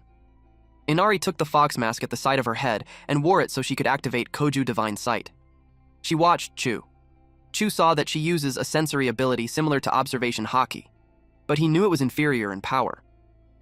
The mask cracked, and it emits purple smoke. Inari fell to the ground. Izanami still asked for the intel. Inari could barely get up, but she answered that the enemy had a similar insight-based mystic technique, and her divine sight was reflected back. That was shocking news to Izanami. Susanoo approaches Izanami and tells her that it didn't matter what kind of sorcery it was. He was confident that he could crush the enemy with a single punch. He attacked. Chu evaded his punch. Susanoo could sense him behind, but he couldn't avoid the kick. Daikokuten used Reflect. The guy was falling on the spikes on the ground, but he was caught by Daikokuten's ability. Chu noticed that someone had a gravitational manipulation ability. Susanoo was annoyed. He yelled at Daikokuten to stay out of it. Daikokuten lifted him and dropped him on safe ground. Then he told Chu that it was his turn to be pierced. He placed his palms on the ground and made the earth beneath Chu crumble, eventually leading it to an explosion. But to his surprise, even gravity didn't affect Chu. Chu released electricity. It's time for our MC to aura farm for a bit. Inari's jaw dropped when she saw him neutralize the force. Daikokuten felt annoyed that he's surpassing divine power. Susanoo was offended that he's being insulted. He vowed to make Chu pay with his blood. He used his attack called Nura Iron Cannon. Chu evaluated that he's a physical type. He blocked the fist with his hand. Chu didn't budge on his place, but the ground beneath him caved in due to the strong force. Susanoo called him a monster. Chu glared at him, and just by twisting his arm sideways, it broke Susanoo's bone on the arm. Then he threw the guy on the ground. He charges with a powerful fist attack. Susanoo knows he's going to die since he can't block the attack. Daikokuten intervened. He threw Susanoo away. The area became covered in smoke. Chu wreaked havoc. He transformed as he used the Red Flame's blood explosion. Izanami called the gods of Takamagahara to combine their power and defeat their enemy. The first one to act was Ebisu, and he started forming hands using the ground, and it surrounded Chu. Ebisu grinned. He was confident in his abilities and used Godforge Rock Iron Fettler to attack. Rocks had formed around Chu and it engulfed him. He was trapped inside an orb of rock. Ebisu stated that rocks fortified by divine power are even sturdier than iron. Even if his abilities are extraordinary, he'll suffocate to death in his stone prison once the air runs out. But Inari saw that Chu was melting the rocks with intense heat. Eventually, Chu punctured a hole in it, and the rest continued to melt. Susanoo had to point out that the stone shell isn't as strong as his natto strings. He questioned Ebisu's ability. Ebisu decided to add another layer since one isn't enough. He used Godforge, Mass Silver Pivot this time. But when he saw that 2 layers weren't enough, he added a third one. He used the Godforge Celestial Golden Palace. He eventually fell to his knees. The triple bind had exhausted his power. Susanoo teased him by saying that he should have just used his strongest ability right away. A man who had red flames uttered that no one can survive Ebisu's Golden Palace, so he concluded that the battle is already over. Susanoo was disappointed with their enemy for getting crushed by Takamagahara Pantheon. Izanami wanted to proceed now that the obstacle had been removed. She instructed them to kill the lizard and seize its origin essence. She saw Inari get spooked, so she asked what she saw in her vision. She stated that the golden trap isn't enough to hold the enemy down. She told them that he can counter metal constructs, so Ebisu's triple seal is ineffective against him. The electricity runs through the golden trap. Then it started cracking. Chu told them that if they want to hunt the giant lizard, they will have to go through him first. Otherwise, he'll trample on their corpses. He blasted the trap away. Ebisu's jaw dropped because he was certain that he had confined him. Unexpectedly, he got struck with the debris of his golden trap. The debris rained down on others too. Chu was ready to kill them one by one and grind their corpses into the dirt. The man with red flame was angry that he killed his comrades. He claimed that anyone who blocks their path will only find death. The guy claimed that his flames are different from Chu's sorcery, that his divine power can create purgatorial karmic flames that burn ceaselessly for 7 days. He mocked Chu by saying that his flames are better suited for brewing tea. He used his spear of netherworld scorch karmic annihilation. He yelled at him to die. Then, he released his spear. Chu watched him. Then he sighed. Before the spear reached him, it turned into smoke. The red flame guy was dumbfounded. His powerful attack was reduced to smoke just by Chu blowing some air to it. Susanoo was getting angrier. He told them that he'll attack from below while they charge from above.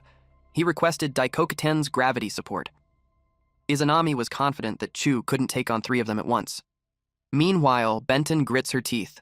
Then she asked who else could help them defeat him. Susanoo used Wrathful Raksha Cannon. But Chu just swung his arm, and it buried Susanoo's head on the ground. The red flame guy used his attack called Yomi's Myriad Scorch Annihilation. Fire surrounded Chu. Inari warned them to be careful of the dragon sealing mark. It appeared beneath Daikokuten. Daikokuten was surprised that chains had wrapped around his body. It was effective in restraining him. Inari could tell that it was a sorcery of higher order than Ebisu's seal. Izanami asked Benten what she plans to do. She replied that it's the psychic unit's turn to help. Her face changed. Her eyes glowed in pink, and she doesn't have a pupil. His mouth became wide, and his tongue became longer. She was confident that the enemy won't be able to resist a psychic attack. She unleashed a voice attack called Yomi Kododama. During this time, Chu was choking the red flame guy. Chu noticed her, so he dropped the guy. Then Benton binds his soul and tries to make him listen to her. She urged him to fall. The red flame guy could tell that her attack was effective since Chu wasn't moving anymore. They assumed that he entered a nightmare realm. Chu's consciousness was trapped in darkness. She told him that power in the real world is meaningless there. She placed him in her mental domain where she can crush him easily. Chu's body froze. His physical enhancements are useless, and he couldn't use sorcery either. It was an arena solely for mental power. Chu coughed blood. She mocks knowing that it's painful. It was because in her domain, the sensation of pain is amplified 100-fold. And the best part is that he won't pass out in there, but he'll become even more lucid. She told him that every single nerve would transmit excruciating pain. Chu replied that since it was a mental domain, the kind of imaginary damage couldn't be fatal. She answered that it is enough to make him wish that he's dead. She was certain that with her power, he would be on his knees begging her to end him. She suggested that his only escape at that moment is suicide. Chu grinned. Then he stated that if he doesn't feel any pain, then her Kododama is just noise. She yelled that it was impossible. She attacked him again and made him bleed. Then she asked if he's really not feeling any pain. He replied that the amount of pain is nothing compared to when he activates his blood burst, wherein his blood was boiling, and he would give that 1,000,000 points. He told her that her imagination was interesting. He told her that her soul would remember one thing, that she was defeated. Her mind shattered, and she kept saying over and over again that she's defeated. Izanami was speechless. Chu ordered her to get up, and she did. Izanami couldn't believe that he actually made her his puppet. She realized that her Kododama backfired on her. Benten suggested getting out of that ominous place. Izanami claims that it's treason since Benten has learned to oppose her. But Chu replied that she could take her back since her aura control will be released in 3 days. Izanami refused to give up just like that. She wants him to pay with his blood. She ordered Benten to die. Tengu slashed her. Chu couldn't believe she had killed her own. Inari asked her why when Benten was one of them. Izanami replied that those who are useless have no right to become gods, and she's a failure unworthy of a gift of a god. She stated her mantra again that they shall become gods. Then she showed him the power of Takamagahara's dance of demise. Chu transformed again as he used the crimson bloodburst. Our boy now looked like he's becoming one with our very own Godzilla. Instantly, Izanami could tell that something wasn't right. His original essence power and the sword lizard behind him were so similar. She inquired about their relationship. In this transformation, Chu had dragon skin on his chest and arms, and 2 horns on his head. His hair grew longer too. He rushed towards them. Izanami was frozen in shock. The wings of the Tengu protected her from Chu's fist. He kept punching, and the Tengu withstood it. When the Tengu released its wings and used Yada no Kagami Shisho Yokarin, Chu was pushed back. Yada no Kagami Shisho Yokarin is a Japanese skill name referencing a sacred mirror symbolizing truth, part of Japan's imperial regalia, and evokes divine light and overwhelming power. Chu landed on the ground. His body was affected by the vapor, and cracks had formed in his body. Izanami told him that the Yata no Kagami Shisho Yokarin is capable of piercing a demonic beast's defenses. It was like a strong microwave destroying his body from the inside. Chu kept coughing. He raised his sword and exuded electricity.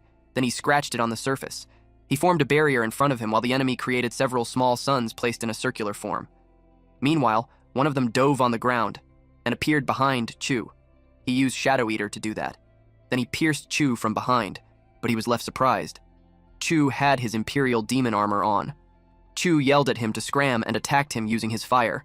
The man replied that his efforts are useless, since where there is light, there's shadow, and as long as shadows remain, Tsukuyomi remains immortal. Tsukuyomi used Kage's Oborozuki Giri attack. He came out from the shadows, then attacked Chu again. Vapor came out from where Chu was hit. Tsukuyomi acknowledges his incredible defensive power. Chu was focused on him, but the Tengu charges towards him and attacked him using its wings. It made a crack on his armor. Izanami stated that the Tengu's attacks can shatter an enemy's defenses. Even the strongest shield would be destroyed in a single blow. Our boy was speechless. Then he acknowledges their attempts. He threw his sword towards the Tengu. Tengu barely evades it, while Tsukuyomi attacks him using a sword. He blocks it using his sword. Tsukuyomi tried to bind him using Shadow Stitch. Chu slashed him and made him bleed while calling him trash. Since he knew that he can't be killed as long as shadows exist, he decided to vaporize the shadows along with him. He let out a super bright attack.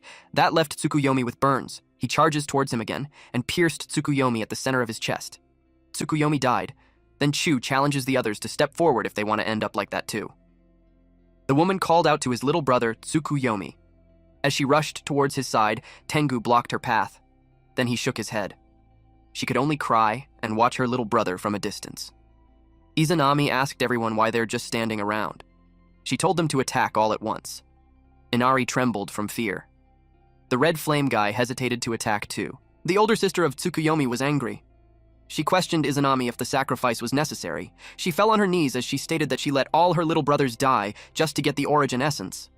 Izanami told her that they are all god candidates. She ordered her to kill the fiend, and they will get enough origin essence to become even stronger. She replied that she didn't want to get stronger. All she wanted was to be a normal, nice big sister. Izanami grabbed her by the neck and called her a coward. She told her that she betrayed their oath, and that's a capital offense. She reminded her that they are inheritors of the myth, and they constantly evolve, growing stronger until one day they can touch the divine domain. She cursed at Izanami. So Izanami ordered Tengu to kill her since her heart is wavering, which makes her unworthy of a divine vessel. Tengu looked away. The others wouldn't even meet her gaze too. Chu told them that he had no intention of fighting them to death. If they renounced their hostility, he would let them leave. But Izanami will never surrender. When she unleashed her powers, her hair turned into white snake, and she became a giant. One of her snakes devoured the sister of Tsukuyomi. She claims that every drop of origin essence will be her nourishment. The snake swallowed the whole body, and she felt her power getting stronger. She devoured the others too. The snake swallowed them whole. Inari realized that she's fusing with the abilities of their Yaki Kong. It meant that she only saw them that way. Inari confirmed that by saying that they are nothing but vessels for cultivating origin essence, and that she's the only one worthy of becoming a god. Chu didn't expect that plot twist. Susanoo replied that even though he hates Chu, it was their private matter, so he should leave if he doesn't want to die first. He lifted a boulder, and he threw it at Izanami. He claims that the fight is for their survival. When the boulder hits her barrier, it shattered into pieces. Izanami called him another dog that betrayed its master. Daikokuten made the debris around her floats. He told her that they are orphans, test subjects, and survivors of disasters. When they were young, they received a crystal. Izanami told them that by becoming gods, they could escape the suffering of mortals. When the crystals entered their body, a lot of the children fell. She named the ones who were still standing as Yaki Kong. Daikokuten expressed that they gathered there for one reason, to live on. The heads of the snakes glowed in different colors. Then she exudes bright light. While Daikokuten struggles to see her, her shadow went behind him and told him that she already obtained the powers of light and dark, so he wasn't qualified to defy her. This bitch really had no intention to stop. She used one of her newly absorbed abilities and binded Daikokuten using her shadow powers, but Daikokuten refused to submit to her. But he was engulfed by the shadow. Izanami smirked. The black snake hissed, while Izanami laughed out loud as she crushed Daikokuten into pieces. Now, she had also absorbed his gravity manipulation. And with that, Izanami made the others float in the air.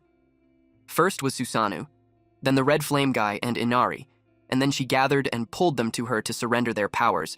But then, Chu grabbed Inari's leg so she won't be sucked in. She asked why. The red flame guy was determined to fight to death. Susanoo resisted too, but Izanami just smirked. Then her snakes chased them.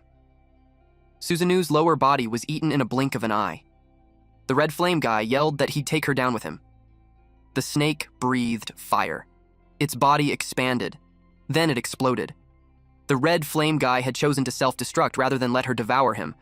But then, the snake took the red crystal that he left behind. Izanami told him that he's too naive, because his body is merely a vessel for the origin essence, and even if he kills himself, the origin essence within him won't dissipate. The snake swallowed the crystal.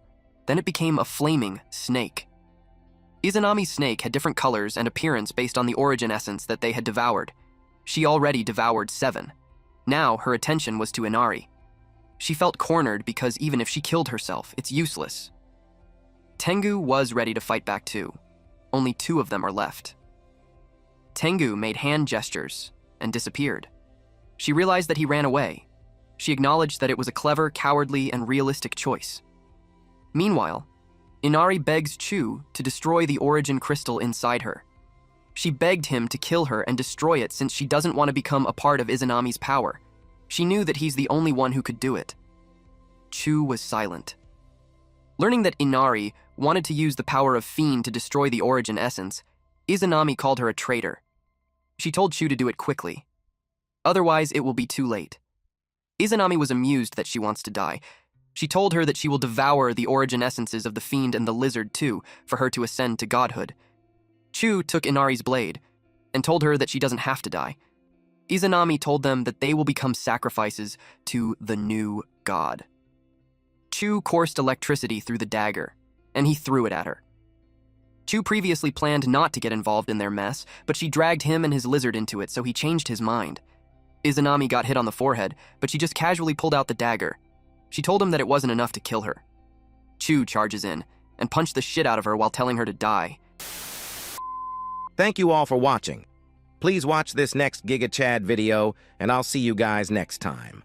Also, support the channel by joining the Summon Club membership. You can also support by just liking the video and being awesome.